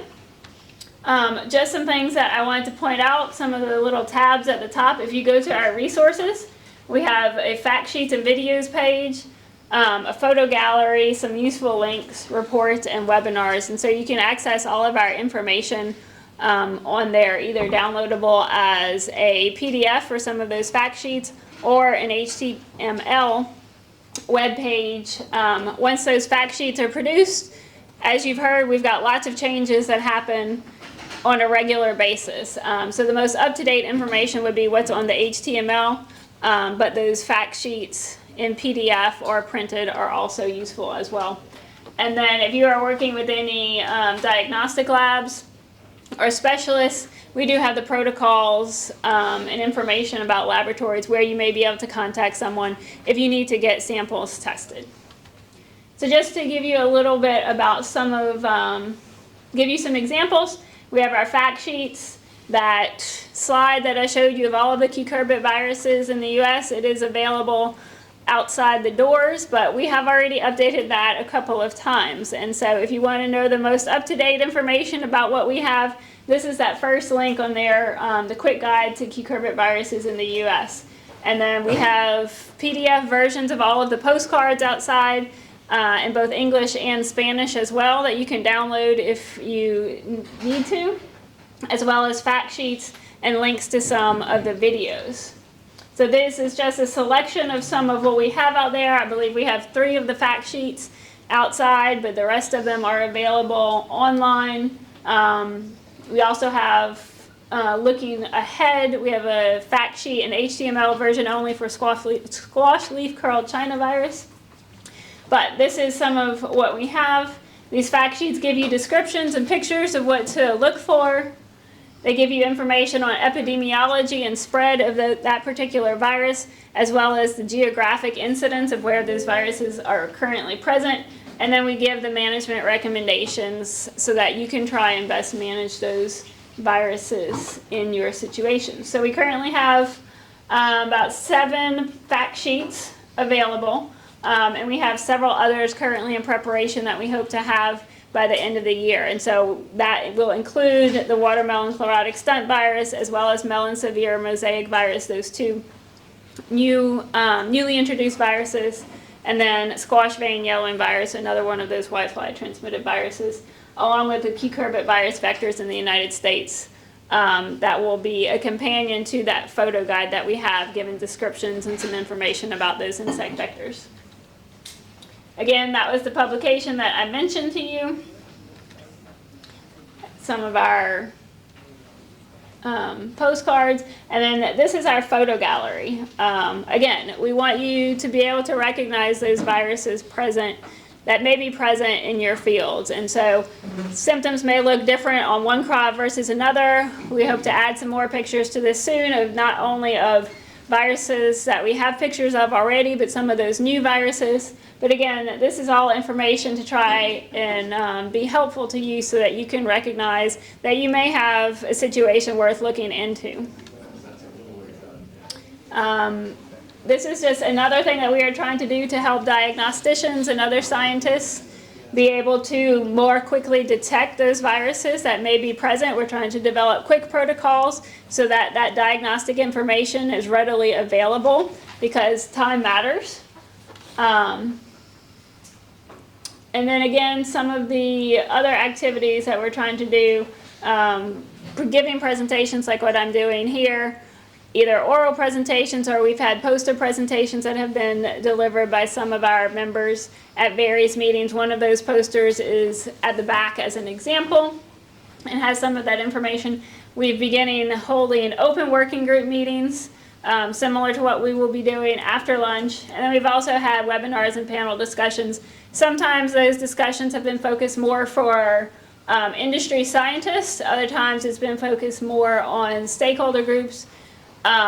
We hope to continue this. We have 2 so far. When watermelon chlorotic stunt virus was first detected, that was really critical to get that information out there to the industry. And so we had a webinar on that. And then a hot topic about begomoviruses and cucurbits, what you should know. That was our follow-up webinar. We do hope to do another webinar later this spring, this year.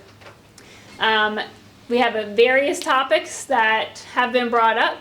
We do try and get input from all of our stakeholders about what topic to hit on next. And so diagnostics as well as breeding are a couple of those different topics. And so again, those are webinars or discussions. We'll have various experts within the field give their input and their experience. But those are freely available for you to join. We do have, at the end of the slide, we have a email list that you can sign up for to get notices about when we have new publications that become available or new resources, or when we have some of these opportunities for you to participate and join in and share your input. And so if that is something that would be of interest to you, we encourage you to sign up for that. There is an evaluation on this presentation to talk about what you learned if you support our efforts. We also have an evaluation about the website. Again, we're trying to do what we can to give the information and make that information available to you so that it is most helpful. And we do look at all of the feedback that we get, and that feedback is useful in trying to seek additional funding to keep doing these activities and doing what we are doing. The last thing that I do want to talk about is some of the discussion that we've been having as a working group. And so we've hit on various topics. One of the things that we typically do is just go around the room and talk about regional and local threats. We did not do that in our meeting this morning because we want to do that this afternoon with you so that you know what's going on in the U.S. as well as maybe internationally for many of our members that can join. But we also want to hear from you to make sure that we are addressing and keeping in mind your concerns as the producer and other stakeholders. But some of the other key topics that we've talked about: what are the potential risk factors for viruses affecting cucurbits? What approaches can we take to mitigate those threats? And what can academia and industry do to coordinate those efforts to reduce those threats? And so what we did is these three discussion topics were discussed among the working group members back in 2022. We fleshed out different priorities for those topics, and then as a group we ranked them in order to determine what the highest priorities would be. And we revisited all of those topics again at the end of last year, so 2 years after our first ranking, and this is the most recent ranking. And so it's a little small, but the top 3 priorities for potential risk factors for viruses affecting cucurbits were the appearance of new and novel viruses, diagnostics, and then the need for improved management options. Those have consistently stayed the same. And so this is not just for our interest, this is for the interest of the entire cucurbit industry. This information will be available on our website. The previous ranking was available on our website. This is what we are finding and discussing as our group of experts, and we want everyone to know that this is what we think should be done, or the focus of priorities, what we need to prioritize in order to achieve sustainable cucurbit production. And hopefully scientists, researchers, breeders will be looking at this data and trying to implement some of the activities to meet these priorities within their research programs themselves. What approaches can we take to mitigate threats? Developing assays for identification and monitoring of virus incidents in seeds, transplants, and production sites was the top priority, followed by developing management strategies for management of seed and insect transmitted viruses. Those actually increased from in the previous year. And so a lot of what you're seeing, identifying these viruses, trying to come up with the methods to detect the viruses so that we know what is going on. And then what can industry and academia do to coordinate efforts? Again, we had a shift in all of our priorities from the previous ranking to the most current ranking. And the top priority was to continue working group efforts to bring collaborators together to address these virus challenges. So that may be a little biased because this was from working group members, but obviously we feel like the efforts that we are doing have made an impact and have been supported by the industry. So one of the things we would like to do, we are going to proceed with moving forward with this, would be try to get this available in a survey so that we can send it out to stakeholders so that we can get your opinion on these priorities to see if our working group rankings are truly representative of the stakeholder rankings as well, because we want to make sure that we are doing what we need to do to meet your needs as well. So what can you do to help us? Visit our website, learn about the working group as well as all of these cucurbit viruses, participate in working group events and discussions. As I mentioned, you can sign up for the mailing list. You can scan the QR code, or if you go to our website, there is this little red button on the website. And we won't bombard you with weekly reminders or anything, but just when we have information that is available about new resources and opportunities, we will do that. Share all of our resources with colleagues and stakeholders, and share your feedback. So there's a presentation evaluation. Again, if you support our efforts, that information is good for us to know and can help us continue to get future funding. But you may have ideas about something that's missing on the website if you do our website survey as well. And that may be something that we can put on there to try and help you out and make sure you have the information that you need as well. So hopefully all of these activities will help us to improve communication across the industry, and the result of that will be improved virus management in the U.S. Thank you all for listening. And I finish up right before lunch. Good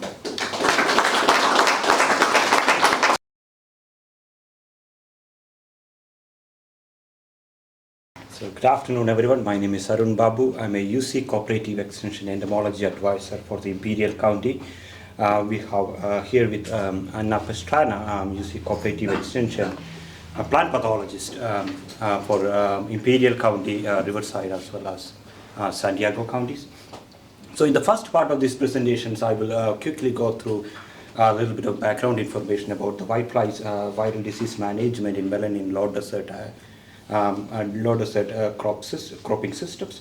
Most of these data types or most of these slides probably a repetition, so I will skip through those. And the second part of these presentations, Anna Pastrana will be providing you with some insight into the growers and PCA perspective on whitefly as well as viral disease management in melon in low desert systems, which we gathered through a recent surveys. So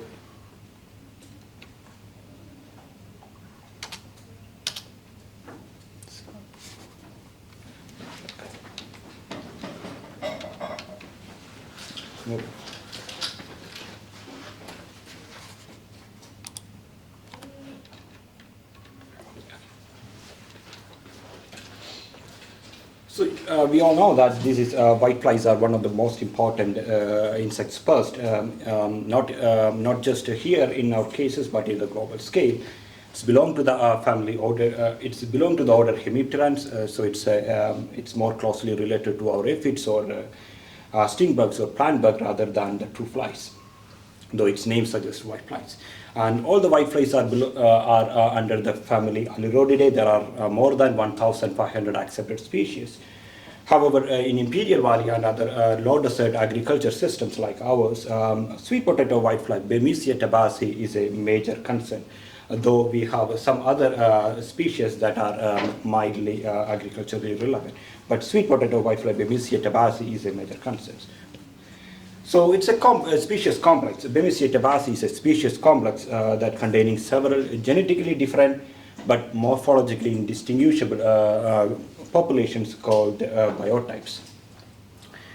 So sweet potato whitefly in population in Imperial Valley were consist of, there were at least two biotypes we were mainly concerned about.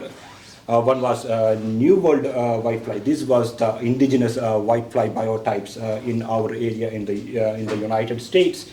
And you are all know that during the 1990s, we had a massive whitefly outbreak happens across the low desert regions, and the reason behind was that the introduction of the new biotype, Middle East Asia Minor 1 whitefly, and as the name suggests, the Middle East Asia Minor 1 whitefly probably originated in the Middle East Asia Minor regions, which has Mediterranean climatic conditions that's closely resemble to our climatic conditions, and then again this biotype is highly invasive in nature that lead to a widespread population explosion that replaced our indigenous New World whitefly.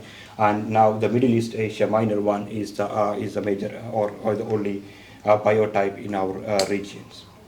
And sweet potato whitefly have a very wide host range, more than 58 different species of agronomic, vegetable and horticulture crops.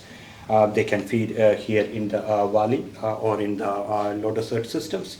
The major crop hosts, we all know that major crop hosts that influence their population dynamics include melon as well as other cucurbits, the tomato, cotton, and then col crops, alfalfa in our area. And they also can feed and develop on a number of weed hosts. That's make a persistent population throughout the year in various, either in the crops or in the weed. So there will be a population all the time. So sweet potato whitefly life stages consist of egg for nymphal instars and a short prepupal stage and adults. The female usually lay eggs, can lay up to 300 eggs, and they lay eggs under side of the leaves. And the first instar is a six-legged crawlers that actually can move until they find a feeding site and start feeding. Once they start feeding, they remain in that positions until they progress through the various instar to become adults. So in summer, life cycles can complete within 16 to 35 days depending upon the temperature. like other hemipteran pests, they have a piercing sucking mouth part. They insert their stylets into the phloem tissues, feed the plant juices that are rich in carbohydrate and amino acids.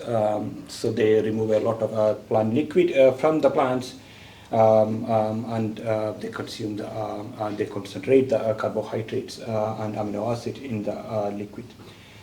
So economic damage can be caused from the direct feeding when the population is really high. All the sap removals can lead to the yellowing of the leaves, and also sometimes leaves abscissions, and also can lead to a general reduction in the crop. And not all the liquid they ingest during the feedings won't utilize for their growth and development, so adult and young ones secrete or excrete a lot of liquid as honeydews. As we know that the honeydews in the plant surface contaminate the plant produce, as well as also encourage the sooty mold development. That can lead to the product marketability, or affect the marketability of the product, as well as sooty mold in the leaves can reduce the photosynthetic ability of the leaves. So, but most nowadays most concern is the indirect damage by transmitting a number of viral diseases. So, in generally, whitefly can transmit more than 120 different plant viruses, and with the spread of the new biotypes, new as well as more serious viral diseases are start appearing in our cropping system. For example, when we had the new world biotypes, we had the squash leaf curl virus or lettuce infectious virus disease were a concern, but with the MEAM1 biotypes, as we have seen in the last few presentations, a number of viral diseases, that's a major concern for our growers now. And the management, again, for a sweet potato whitefly, especially in the low dosage systems, depend on the integration of these three critical components. One is the whitefly sampling, the other is the effective chemical use, and then utilization of various integrated pest management measures to avoid or reduce their population buildup in our system. So one of the most important IPM measures is the monitoring of whitefly populations. So to assist our growers to get an idea about the landscape level whitefly pest populations level in the Imperial Valley, we have started a landscape level or area-wide monitoring program for sweet potato whitefly across the valley. We have 19 traps, as you can see in the graph, located across the Imperial Valley. These are yellow sticky traps. Dr. John Palumbo was very helpful when I started this project. He was providing all this information, so I'm really thankful for him for establishing this network. But anyway, we take this or service this whitefly trap every week. So here is data from our the yellow sticky traps, area-wide yellow sticky traps network. As you can see from here, the x-axis is the sampling week, and y-axis is the whitefly counts per trap per day. This is from this is the mean per 19 traps. So as you can see, we have a very low whitefly counts or adult activity across the valley for last couple of months. However, with the temperature is increasing in the recent months, recent week, you can see their activity, the adult activity is picking up in our area.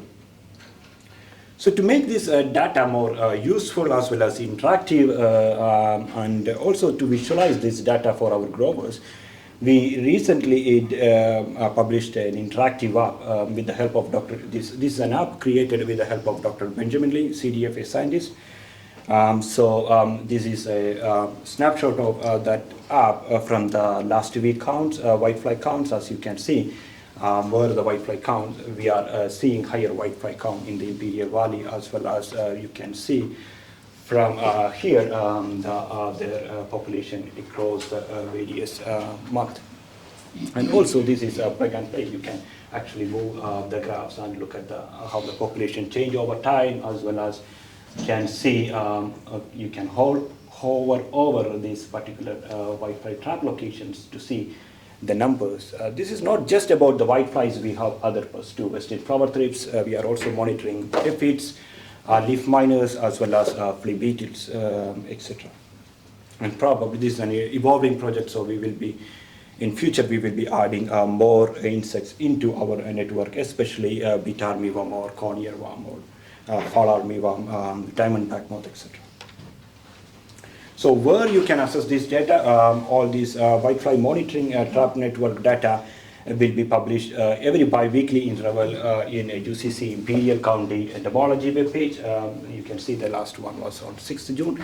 6th June, I will be publishing another one, another updates on probably next week.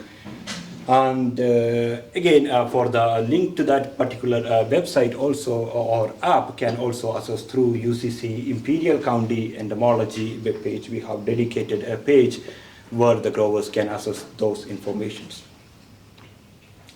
And the management, one of the things we often overlook is the contributions from the various biological control agents. We have a number of biological control agents in our region that helps to reduce the overall populations level. But in the desert growing conditions, not biological control alone is not sufficient to reduce the whitefly populations below economic level. So we have to supplement with other management methods, especially chemical management measures to reduce their populations below economic levels. Cultural control is very important. Samuel mentions many of these cultural control in the morning. So spatial isolation especially is important. Spatial isolation from crop hosts that support large sweet potato whitefly populations, especially planting the fall melon. We do not plant much of the fall melon in Imperial County, but where they plant the fall melons, plant the fall melon crops away from the spring melon. Cotton or alfalfa crops, if possible. Then sanitation is also play a major role, so removing the volunteer plants, especially volunteer spring melon plants immediately after they germinate, after the spring crops would be remove the whitefly populations as well as the virus reservoir. Removing the weed host is another management techniques. And we are relatively new to these UCC systems, less than 1 year. So a couple of months back, I contacted Dr. John Palumbo about, can you share some data? And he shared those data. So I'm really thankful that he shared all those data. When it comes to the management, this is all this is a summary of his fall and spring insecticide efficacy trials conducted in 2023 and 24 in the melon crops. You can see for the foliar spray, PQC, pyrifluconazole, as well as pyrofen, then sulfoxyflor transform, all have somewhat good consistent whitefly management activities, both whitefly as well as CYSDV. But some of these products like PQC as well as Transform is not registered in the California. So our growers have only limited options. And I was talking with some of the growers about Sefina, and some of the PCAs are really impressed by their performance, but some others seeing some delay in their efficacy. But generally, this Sefina is also a good option to manage this business. So marginally effective to manage CYSDB is Asail, then Minactopro as well as Xerels. Xerels is good to manage the adult as well as nymph, but when it comes to the disease management, may not be really good. And then he also tested some other options that are less effective or not effective. So with this, I am then Dana Pastrana will be leading the next part. She will be sharing with you the results from our PCA trials, our PCA surveys. Thank you. Hi everyone. So as Aaron and myself are pretty new to the crop, the melon crop in the Imperial Valley, we decided to ask some of the experts in the valley, and we tried to reach out to different PCAs and growers, a commissioner, and we were able to get some data from the Imperial Valley. So this is a map that was provided by the ag commissioner. In blue, you can see all the plots that have a license to grow cucurbits this year. So they are a total of more than 9,000 acres of cucurbits, and most of them are going to be were planted in the spring. Just approximately like 1,000 are going to be planted in the fall because of the whitefly damage. So those cucurbits are divided in cantaloupes, honeydew, watermelon, and other mixed melons. So in Imperial, we were able to get input from 7 people, ranging a total of more than 300,000 acres. And most of the people that we surveyed were conventional, 95% of them, just 5% organic. And all of the people that we survey are 100% spring cucurbits. So we are going to share with you some of the insights that we get from there. So when we ask them which are the main diseases that you deal with, the main one was powdery mildew. And the second one was like some virus. Most of them mentioned CYSDV. I don't know if they tested or not, or they were just like viruses, and this is the one that just came to their mind, and some root diseases. However, when we asked about pests, what are your main pests? They mentioned whiteflies. All of them mentioned whiteflies. So half of them mentioned leaf miner and loopers, and a few of them mentioned all others. So when we asked what's the percentage of loss that you estimated is due to whiteflies or associated viruses, so all of them say the same. It all depends on the year. So some years we will get like 0 to 2, nothing, and some years could be like devastated, get even 80 to 100% of lost. So yeah, everyone say same. So main challenges or limitation for them were like whitefly pressure. Mainly the thing that came to mind is regulation about neonicotinoids. They mentioned Admira and Vemon, and other regulation that limit the control of whiteflies, and that completed like had to do with like bee protection. All of them also mentioned labor is getting a big concern. It's being a big concern for melon producers to get labor now. A few of them mentioned weed control. We also wanted to get some insights from Palo Verde Valley, Coachella Valley, so we were able to get a PCA from each location. From Palo Verde is pretty similar to what we found in Imperial. They have more or less the same concerns. Powdery mildew, root diseases, whiteflies, also loss depending on which year you are. So in Coachella Valley, we have, looks like there are more acres, like in comparison with, like mainly half of the acreage is also grow in fall. They see also same diseases mainly, same, more or less same pests. Main challenges are also regulation with neonites. The lack of alternative to control whiteflies. That's what we were able to get from the survey. I think was like mainly with what we are I have been talking along this day, like California is bad because of the regulation of the neonics, so they are pretty worried about that. Even I think when Arun started, he have growers the third day. He started just pushing him for Just monitoring so that we can put some emergency exemptions based on those data. Yeah. Yeah, Yes, that's important. it is. yeah. So yeah, that's very important. Everyone in Imperial was just waiting for him to go to his office for that. Yeah. Is there any population threshold of whitefly to decide when to apply the pesticide? I think John Palumbo like have, right? So what I know from the PCAs, generally they have, they do not really count them. They look at that and they sense it, and then they apply the insecticides. And when it comes to the viral diseases, that is threshold is something difficult to establish. So they aggressively manage whiteflies.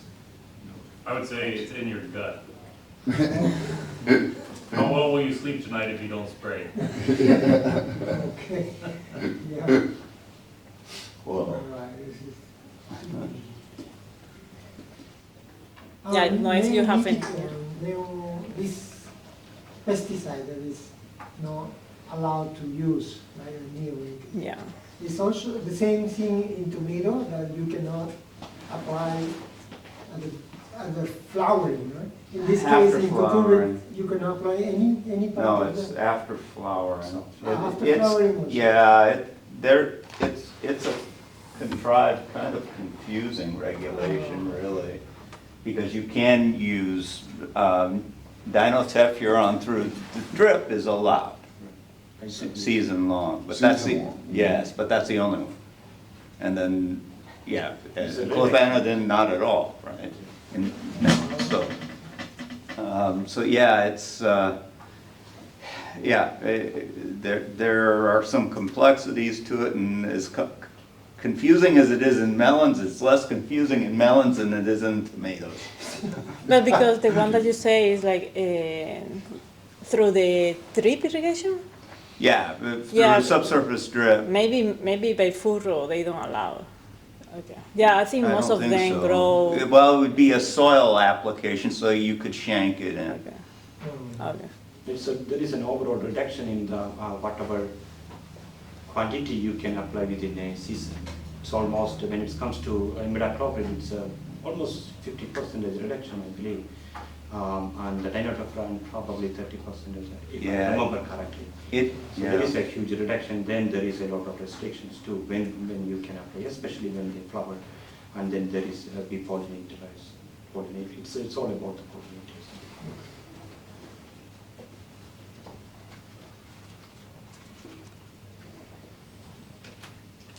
Yeah, I don't know.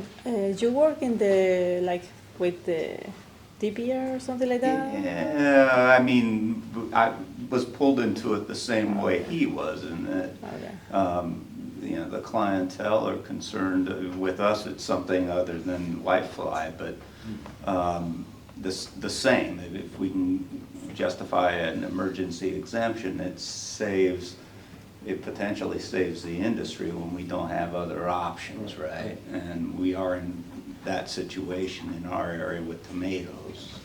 Fortunately, we haven't had the whitefly pressure recently. Do you think it can be pushed as long as there is no other alternative? Well, I don't want to speak for melons because that's a little more complicated than tomatoes. With tomatoes, we don't have pollinators in the field. Okay. And so I have a sense it's going to be more difficult to work with California DPR where you're dealing with bees in the field, because it wasn't easy for us to work with them. With tomatoes, and we really don't have bees in the tomato fields. and even then, it was. And it was contentious. Yeah. It was contentious. So we were able to get the emergency declaration for 2020 through 2024, and we got We got one for 25 in Fresno, and then we got it renewed just now. Oh, did you? Okay, You good. know, but it's not, They won't keep doing it, though. I don't know. Yeah. But, you know, if you can justify need, I mean, we're in a situation, man, it's no different than your situation. You're talking about possibly losing 90% of a crop. Well, we've lost entire tomato fields to the thing that we're worried about, right? For us, it's peak early top fire. Yeah, I think most of them, what they mention is like they are worried that in the future, if it gets uncontrolled, it's going to explode like in the past, because now the population of the whitefly is not being as high, but maybe if they lose that control for several years, could be 1 year that it is going to. Yeah, it's a matter of, it's more difficult to manage with the tools that we have responsibly when we have fewer tools. Right. For the Imperial County, when we are thinking about it, then we lose the sugar beets too, 28,000 acres. So new crops is coming, or sometimes I don't know which one, but it's all dependent. You know, it's all can affect the whitefly counts later in the season, depending upon which crops they choose. Yeah, also maybe the DEEP program. And then the DEEP programs too, deficit irrigation programs. But the county is really supportive for all the studies, so they are providing us some money to do the experiments needed for the crops. So we are really thankful for the county too for all the support.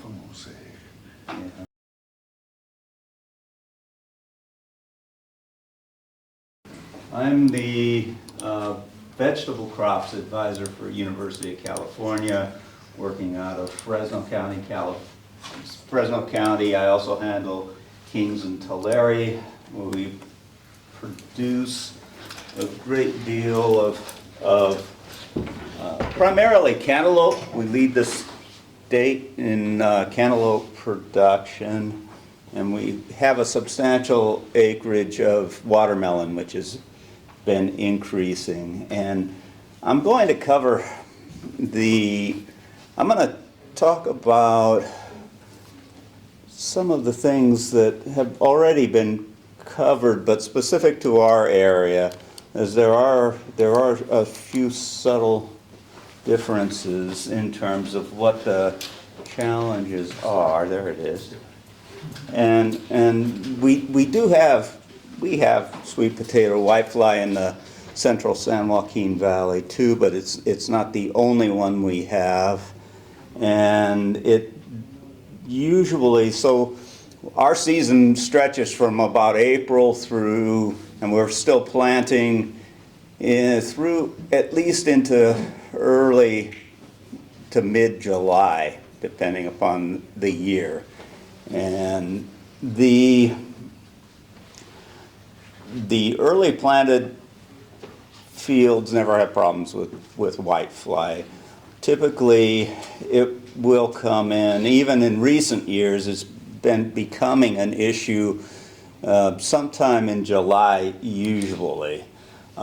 We have some others in our production area as well, and it can confuse things in terms of, you know, what our risk is to the tomato fields, because we'll have these other species or the melon fields, because we'll have some of these other species will be more common in tomatoes or more common on bindweed. We can get Bemisia on bindweed too, but most of the time what I'm looking at on bindweed is something producing a great deal of wax. There's more than one thing there.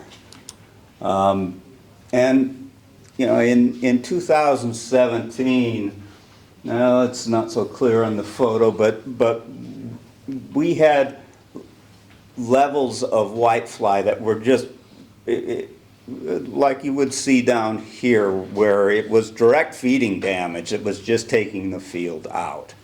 And in fact, although we do have the whitefly transmitted viruses there, we've never seen it early enough or severe enough that we've linked that to economic damage at this point. But they're there, they are there. And so concerned about it, and one of the first approaches is in helping the PCAs that were not capable of getting commercially acceptable levels of control, just helping them to put a program together to get them through the season. As I don't have the level of experience with whitefly that you have in the low desert production areas. It's the intensity is much lower than what you have here. But again, we've experienced losses of portions of fields due to direct feeding. So I looked at several materials. We started, the first bad year was 2017, 2018, had some efficacy trials.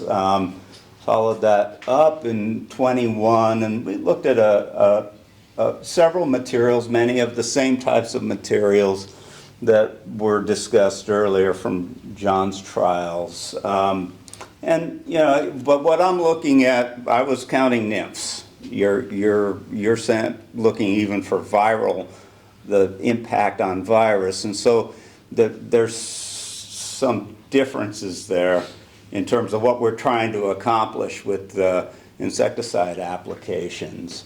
And what we were seeing is, at a 12, 13-day interval, we were able to substantially reduce the populations with either a sales, Sivanto. Now this was applied off-label. This was a foliar application.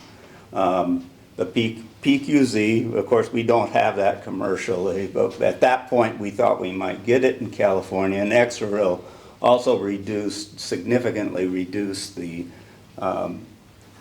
levels of nymphs on the leaves. Now, in 2021, we looked at some additional materials. We had Sivanto was looked at as both a foliar off-label and then injected into the subsurface drip irrigation system.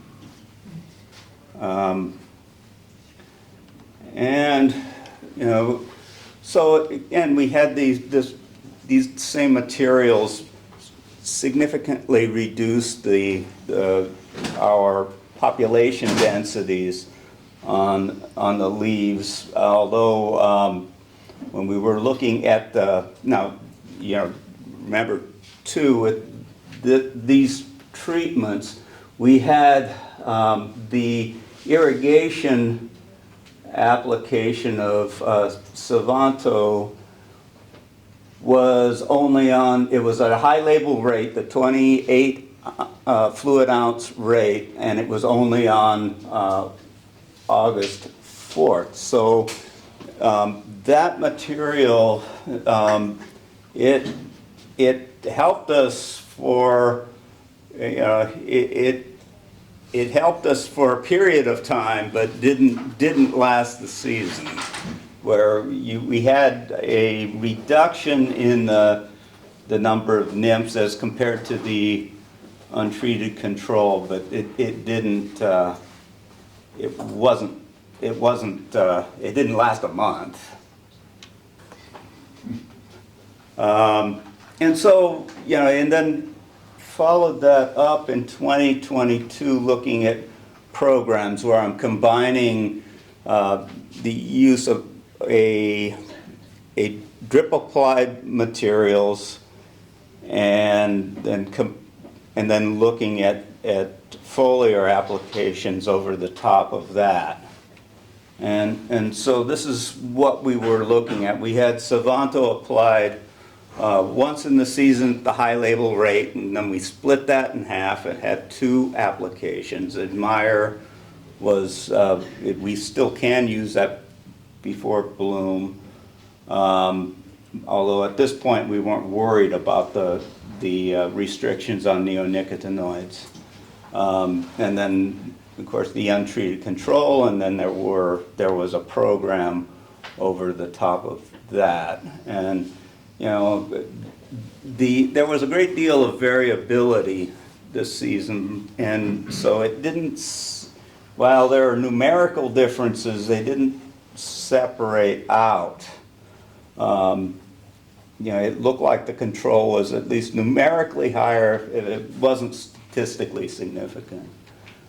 We did get, with the foliars, we were able to bring the populations down. And, you know, even with these early applications, it was obvious that, you know, we could reduce these populations. SAL, Safina, Exeril, they all reduced the levels of the densities. Now, again, for us, the virus, at least currently, is not a concern. Now, we are losing, as already been mentioned, the neonicotinoid chemistries here with the yellow boxes over them. Acetamiprid or a sale, Anarchy, now they're marketing it as that as well, but that's not one of those regulated neonicotinoids, so it's only those 4. And, you know, and we have some of these other materials that help us in terms of just keeping the densities of whitefly down. These materials that help with nymph management are an important component of the program also. And here's a whole bunch about the regulation, and it's complicated, and there are specifics about, you know, how much what your limits are regarding what you're going to be capable of using, you know, the pounds AI per acre per season for each of these materials. And, you know, we are left in melons, or we can use dinotephuron or venom through or as a soil application. The way we do that in our production area is with subsurface drip, but if you're not using subsurface drip, you could shank that. It's any soil application, right? So, you know, what we're doing at this point is, you know, it's a matter of working with the tools that we have. We have changed the way we grow. As I mentioned earlier, I see less of the field configurations where we'll have 360-acre blocks from early season, mid-season, late season, so that late season field would always be very, very high risk. I don't see as much of that now as I did in 2017. There are,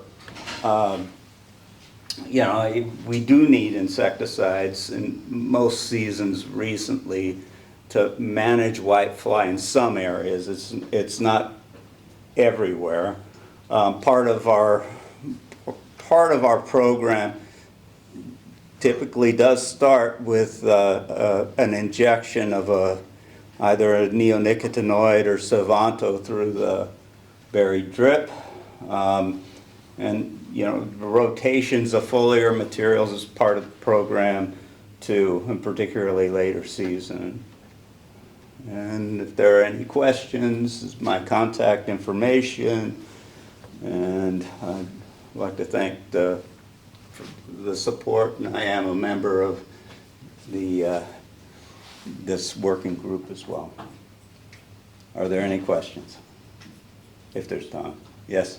What is the reason that acai is still allowed and not the other melons?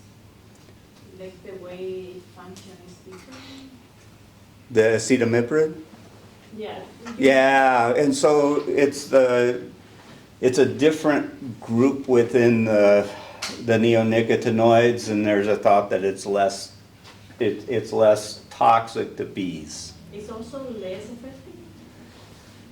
Well, it's a foliar material, and the way we're using the the neonicotinoids that we have, we're relying heavily on this subsurface drip application. And so it doesn't fit the way we've done things. Acetamiprid is an effective material, and we've seen it work on whitefly. For some other important pests that we have to deal with, it doesn't fit into our system. Any more questions? You saw Exeral work pretty good as a foliar For efficacy, yeah, for just reducing the number of nymphs on the leaf, it does. But we know that the density of the insect and possibly transmission they're different things, right? And so yes, for just reducing the numbers, it was very effective.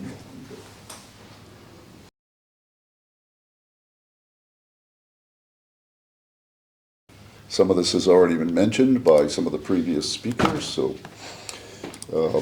But what we're going to talk about is the idea of the mixed infections of viruses, how they can complicate our lives in many ways.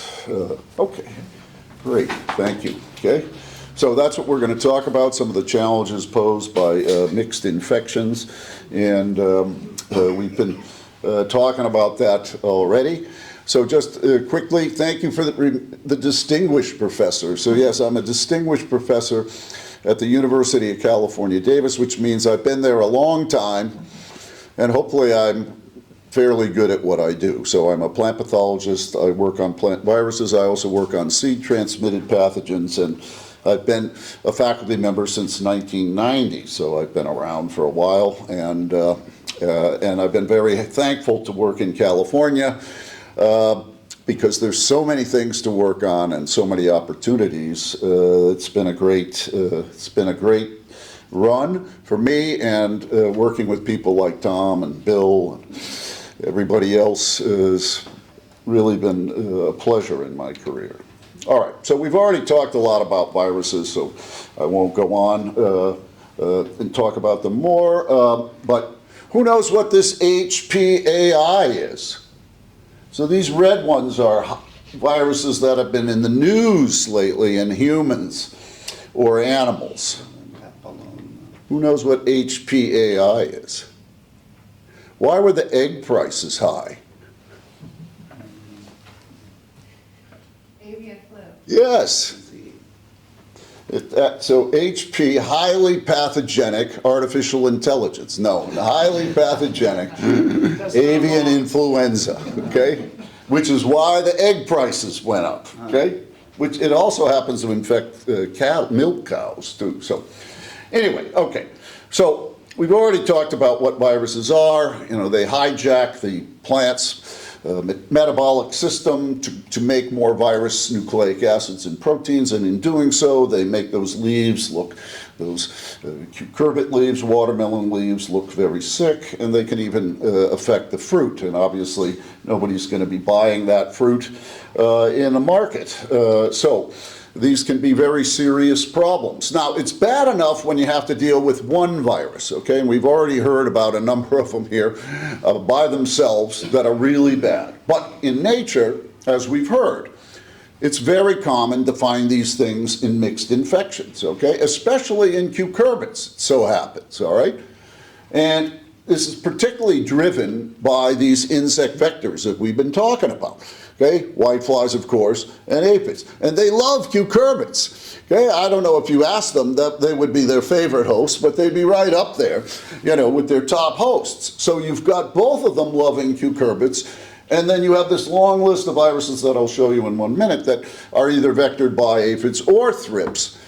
And then obviously they can move and feed on the plants at multiple times and introduce different viruses, not at the same time, at different times, or even at the same time. You know, Bill's whiteflies, they can be semi-persistent, they can transmit CYSDV, and then they could also transmit watermelon chlorotic dwarf because of its persistent nature. So, you know, a one whitefly can transmit 2 viruses, okay?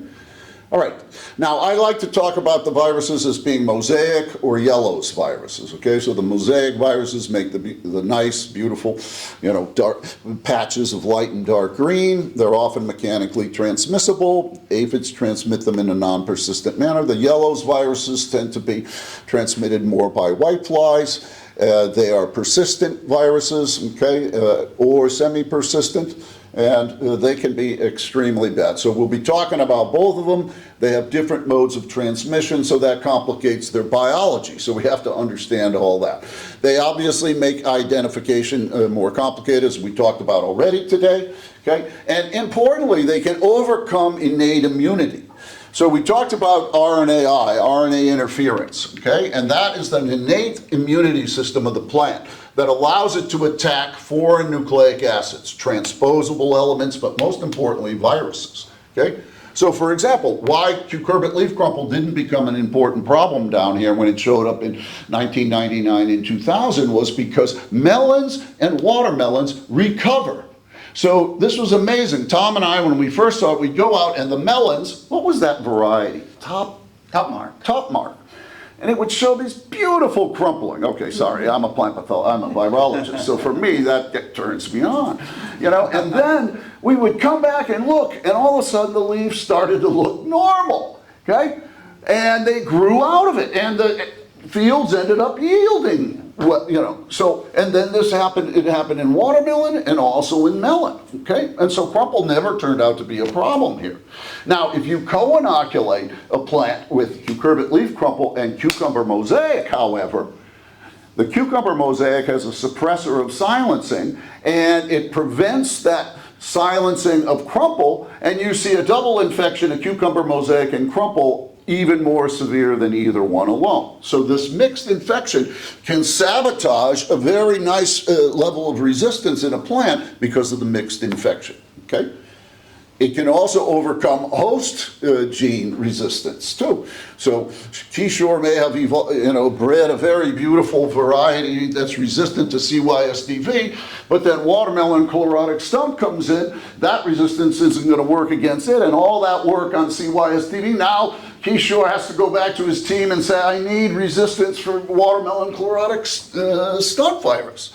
So these mixed infections can make our lives miserable, and as researchers, it can make our life miserable too, because we have to work on more than one virus. And working on one virus can be tough. Okay?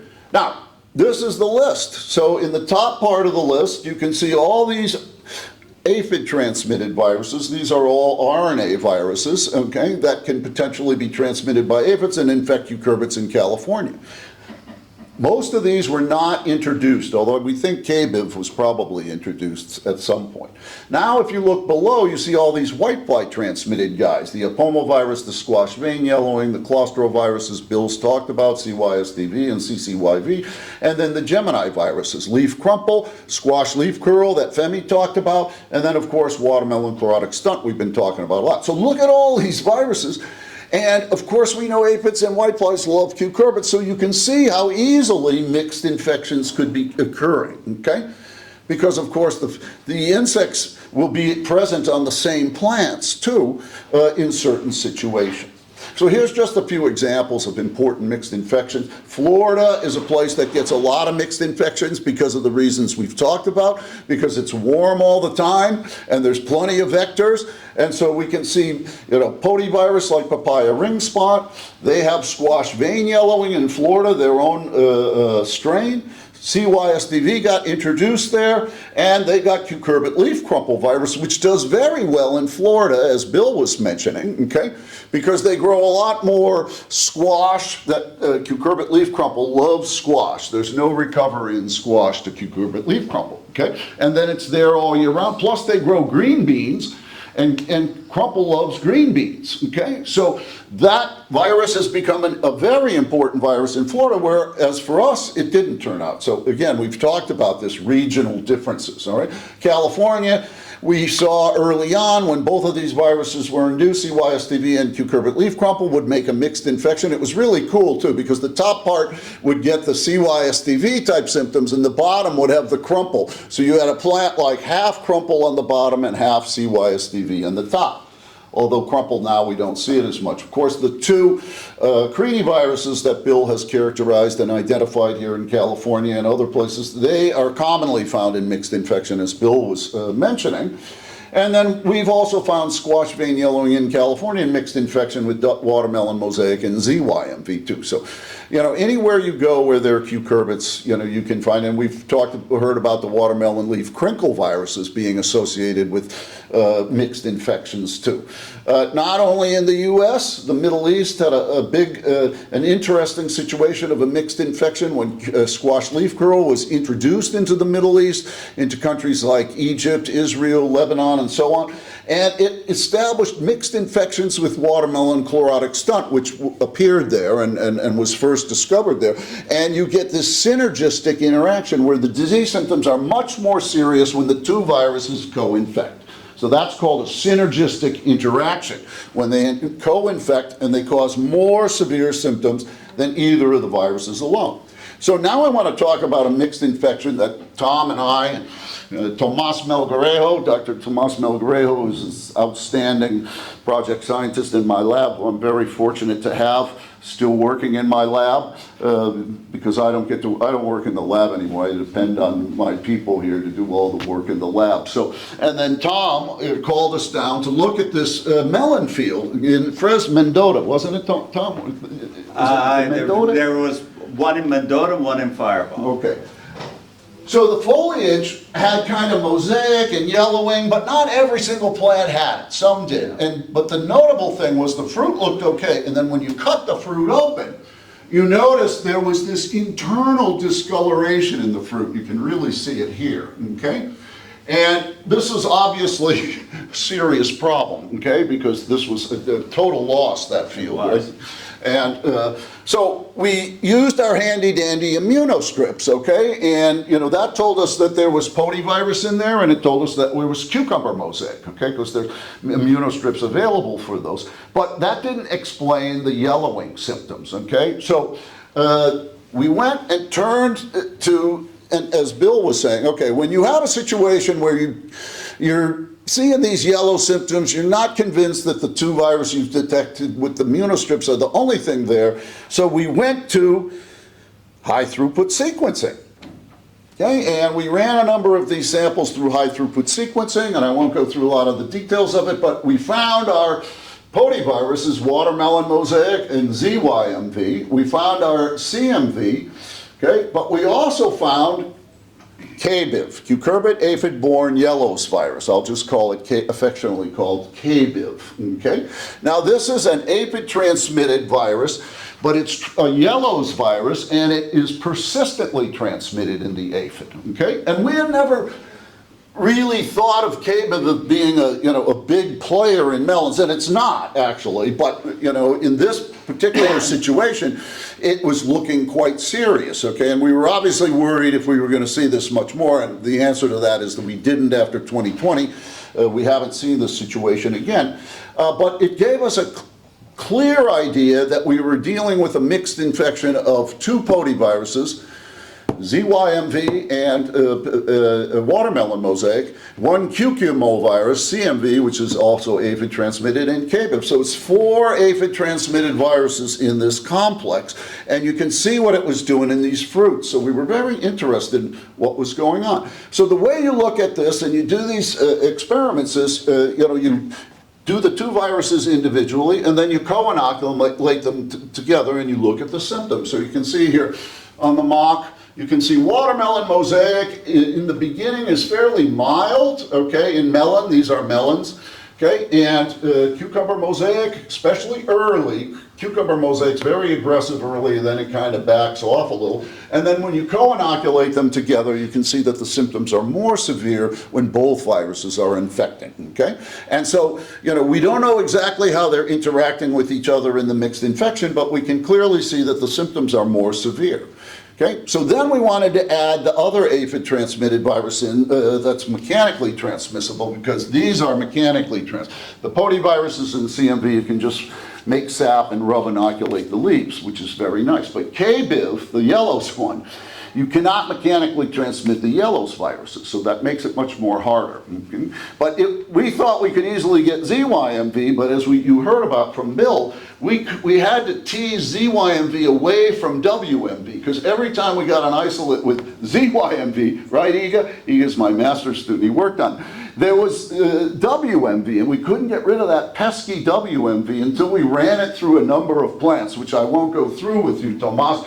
And Kati, our technician, we're all trying to find these plants that would not host WMB, which has an amazingly broad host range, and give us ZYMB. So we finally, after all that, got ZYMB, and I'll just quickly run through this with you. You know, here's our mock again. Here's CMV. Here's watermelon. This is a little bit later, so watermelon's starting to catch up with CMV. But look, ZYMV was really nasty in melons, and we're looking at 2 different melon varieties, which I'll show you in a minute.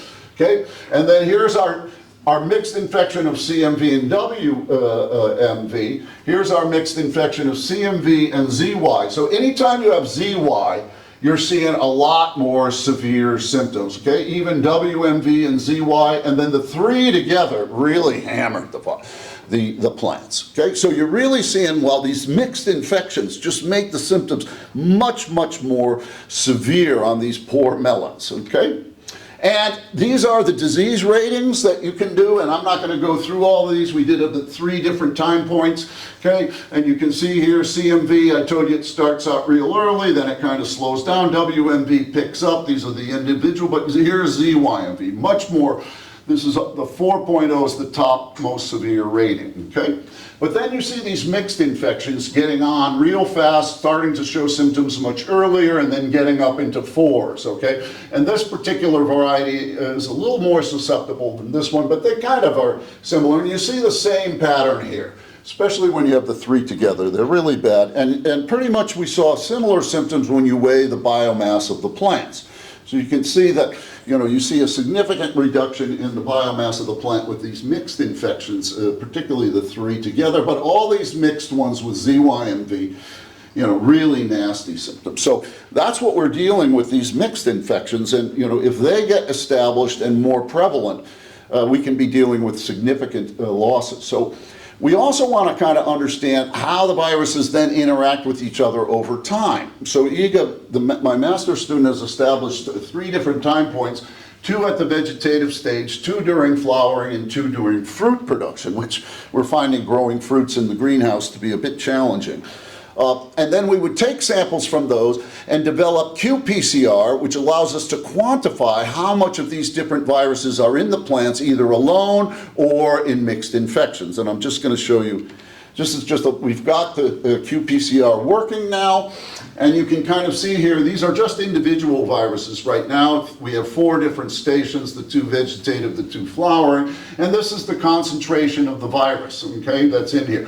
This is watermelon mosaic, and you can kind of see it starts out, it builds up, when they go into flowering, they drop down a little, the virus drops down, but then picks up as it starts moving back into vegetative stage, okay? And pretty much a similar kind of situation in both of the varieties. CMV, as I said, starts out pretty hot and then drop down very much in this, and CMV is known for getting less severe with time, okay, but it didn't happen as much in this variety. So now we have the qPCR method that when we do the mixed infections, we can see how each virus affects each other.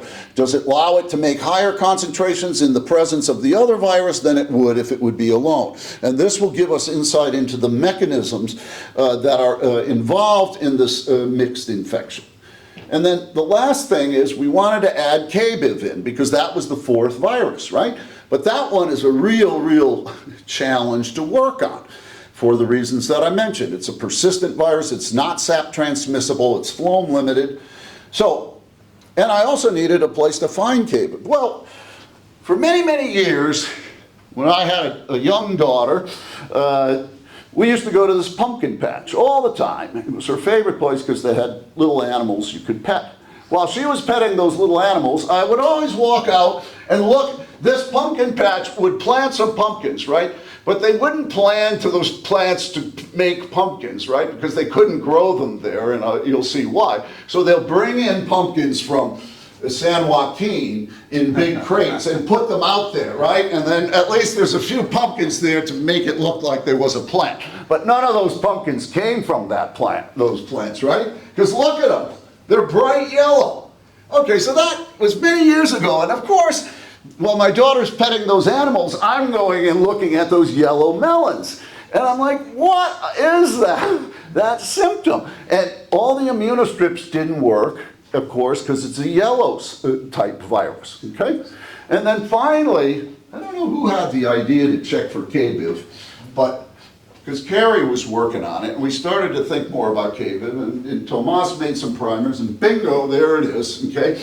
KBIV hot signal with the PCR. So, okay, we got a good KBIV isolate, we call it the pumpkin patch isolate, and so then we decided we wanted to make an agro clone to deliver KBIV with agro inoculation. So Tomas sequenced the whole, and again, once again, this virus was very difficult to sequence, okay? Because half of it's highly conserved, and you can see this virus is found all over the world. I think this is an emerging virus, that is, it's all over in Asia now. It's causing a lot of problems, and you can see there's two major clusters, Asian and European isolates. Our isolate is most similar to an isolate from France, so we'll blame it on France. That's a good idea.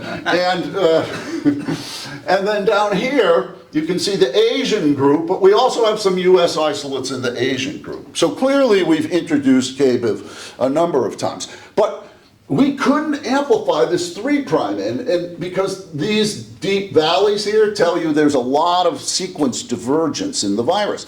So Tomas, we got a collaborator at the USDA, Oscar Hurtado, and Oscar, he's really good at high throughput sequencing and hammering through these complex sequence areas, was able to help us complete the sequence, okay? So it's similar to other US isolates from that particular group. And once we got through that, we amplified the full-length sequence of KBIV and inserted it into a binary vector to make an agro clone, which I won't go into the details of that, only that a 35S promoter drives this and makes a single-stranded RNA copy of the virus that then is infectious if this works. Okay, so did it work? Oh, look at that. Okay, so here's the mock. And then here's Tomas inoculated squash with KBIV. Now, as you see, 58 days later, look at those beautiful symptoms, okay? And this is classic KBIV, where you just see a little bit of the green vein and everything else is yellow. So this infectious clone is beautiful. It works really, really nice, okay? But now as we're going through our inoculations of other hosts, like cucurbits, watermelon, and things like this, virus isn't anywhere near as good in melon. Or watermelon, right, Tomas? Yeah. It loves squash, it loves pumpkin, as you saw, but it seems to be, not really a great watermelon and melon virus, though it did get in and get associated with that mixed infection. Okay, so I'm almost done. All right, so what did we find out about mixed infections? Well, they're very common, okay? And why are they a problem in cucurbits? Because the aphids and the whiteflies love cucurbits, and so do a lot of viruses. So it's like a perfect storm when these things can come together, okay? And we can get enhanced, as we've said before, we have been moving viruses now through human activity, new ones. And I showed you how many of those, particularly whitefly transmitted ones, have been introduced. So human activity, we are our own worst enemy in terms of introducing new viruses, okay? So this unusual melon fruit disease turned out to be associated with a mixed infection. And fortunately, like I said, we've been monitoring for it, and it pretty much went away after 2020, though we won't say we've seen the last of it, right, Tom? But thankfully, it hasn't been, a problem since 2020, okay? But again, it was a complex of these 4 different aphid-transmitted viruses, okay? The mosaic viruses showed kind of differences in virulence, but they definitely were synergistic with each other, making more severe symptoms. Now we have the KBIV agro clone that we can now use to try to complete the 4 viruses and see if we can reproduce this internal melon problem, okay? But you know, the challenge now is how do you deliver all of these viruses together? You know, when do you inoculate them? What time? Do you inoculate them all together? And so on and so forth. So this is the next challenge. We're trying to figure out how we can do this mixed inoculation, get the plants to produce fruit, and see if we can confirm that that's those 4 viruses that cause that particular disease, very unusual disease in Fresno. Okay, so thank you very much for your attention on that. I hope you get an idea of how common and how challenging these mixed infections can be. And with with humans bringing and moving around these viruses all the time, I think we can be sadly expecting these things to happen more commonly. Okay, so I'd like to thank Dr. Tomas Melgarejo, my project scientist, who's just an awesome plant virologist.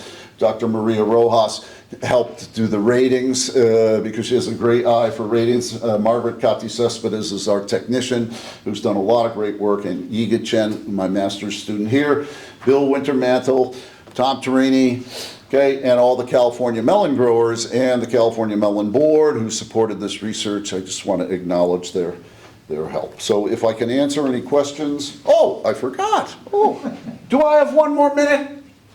Yes, thank you. Okay, Tom forgot to mention a cucurbit disease. Thank you for letting me do this one. Okay, so this is a squash field in Fresno County. Okay, notice this in the upper right. Now, this is curly top. But you might have thought that was watermelon chlorotic stunt. You might have thought it was, you know, many other viruses or something. So beet curlytop, good old beet curlytop, which is a leafhopper transmitted virus, if any of you know it. And Tom was just saying that's the one we really are scared about in Fresno, because these leafhoppers overwinter in the foothills, and then they bring curlytop down as a function of how many hoppers there are with how much virus. And when you get a lot of hoppers with a lot of virus, like in 2013, it was 100 million in losses to the tomato crop. But this virus will also infect cucurbits, but especially squash and pumpkin. So we've had a couple real bad fields, they're typically near the foothills, and the leafhoppers come down. They don't reproduce on squash, but they taste it long enough to transmit the virus, and then they move on. So the grower comes out, and you say it's curlytop, and there's no leafhoppers, but the leafhoppers won't reproduce on this host, but they stay long enough to taste it, because they can't smell it, apparently, and they can transmit the virus. So we don't see that all the time. We don't really see it in melons, right? No. But man, when it hits squash, it can hit it real bad. And this is like a hot corridor, right, Tom? It is. Yeah, that we see this. So again, you know, these are the challenges of symptoms. You know, we have a very nice PCR test for curlytop, so now we can quickly confirm it and everything. And it so happens that the virus is evolving because, you know, it wasn't always, you know, it did used to infect melons years in the past, but it really was a beet virus. And when sugar beets went away, the virus had to find something else to infect. And so it infected tomatoes, it infected cucurbits and things like that. But it's not the main host for it, but it's been enough for it to change and modify itself to deal with beets being taken away, and it mutated itself to be able to infect other hosts beyond sugar beets. So that's turned out to be, we didn't think this virus could do that, but it's shown us once again that it can adapt to new hosts now that sugar beets are out of the picture, but it doesn't mean curlytop's out of the picture because it's found ways to survive. So that was we've seen that again this year, and obviously in those fields, it's you know, a significant problem. What does CO do on melon? CO on melon? It makes not severe symptoms, but it makes like a leaf curling and crumpling if you aggro it. Does it look different than what we saw back in 2013 when we had a lot of positives, or is it about the same? About the same. Kishore. About the mixed infection, when it comes to finding source of resistance, developing disease resistance varieties, ultimately we want for all 4. Right.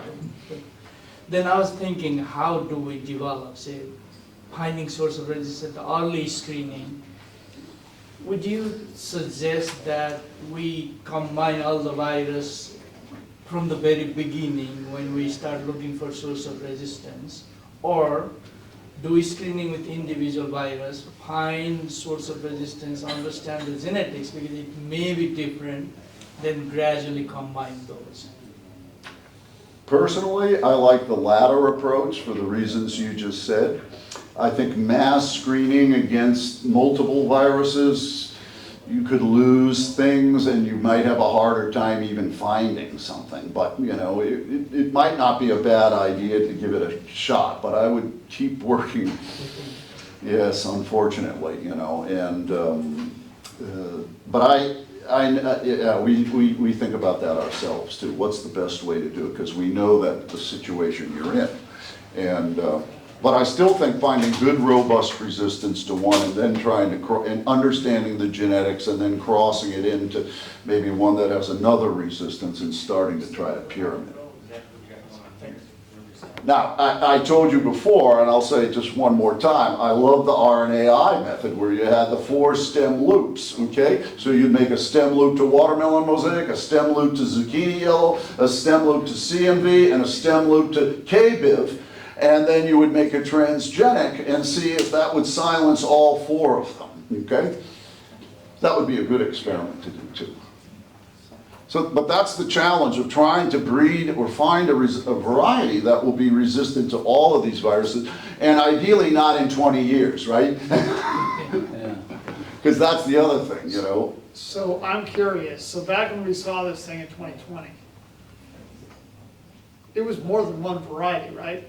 Oh, do we know what the varieties were? Yes. We have it someplace. I can't tell you right now. But Are you it was using more those than one. varieties? more- Because you should use that variety. Yeah, right? Find out what that variety is. I'll get it. Yeah. That would be good. I'll get it. I also have no idea it was 42. Okay. I'll get it for you. Thank you. Because I know there's more than one though, but, yeah. Okay. All I right. didn't know what to hind do too. I was thinking, well, camel. Any other questions? Yeah, Anna. Do you know if that That wasn't- RNAi can be applied at some point? Will that be worth it to apply? Or Anna asked an excellent question. Can you, so this RNA interference, innate immunity that we're talking about, the way that it operates is through moving very small pieces of double-stranded RNA systemically through the plant. And this little tiny piece of RNA then triggers this large production of these small single-stranded RNAs that are now little pieces of the virus that anneal to the virus, and then there's an enzyme of the plant that chops it, slices it into little pieces, slices and dices it into tiny, the genome of the virus into tiny little pieces. So Anna's asking, can you, once you know these small RNAs, you can synthesize them, okay? You can make them. And then you could deliver them to a plant. And Anna's asking, if you spray double-stranded RNAs onto the surface of the plant, let's say for watermelon mosaic, and then watermelon mosaic gets introduced, would that activate the plant's immune system? And the answer is, it hasn't been, it doesn't get into the plant very well. Now, when they first started doing, that also works against insects. And they sprayed that double-stranded RNA onto leaves, and insects that chewed on the leaves, it worked. Okay? In that case, they triggered a gene in the insect that's important for its digestion. And so they showed that you could silence that gene and make the insect sick when it chewed on leaves with the double-stranded RNA. But for the virus, somehow you have to get those double-stranded RNAs into the cell, right? Because viruses are obligate pathogens. They need to be in a living cell. And I'm not familiar with any technique that has really facilitated getting the double-stranded RNAs into the place where they need to be to interfere with the virus life cycle. So that's been the problem with, I'm not an expert on that by any means, but that's my understanding of it. But this is the thing, this is the biggest roadblock. Isn't it? To transient treatments with RNAi type Yeah, materials. I'm going to try one Yeah. product. I And mean, Bill, you Yeah, were, we did it with whitefly. exactly, I know yeah. there are like for powdery mildew, botrytis, and other fungi, but I don't know for viruses. You know, that, No, we tried to do this for whitefly too, and we had good results, but getting a good delivery system. where into you the could plant, actually- right? Yeah, so if you don't want to have a transgenic plant that expresses the construct, but you want to just be able to treat it, that delivery is the hardest part. Yeah. And there are a lot of new approaches to that, and there are Right. a lot of things being done that are now making really, really good progress. But it's still a work in progress. Still working, right? Yeah.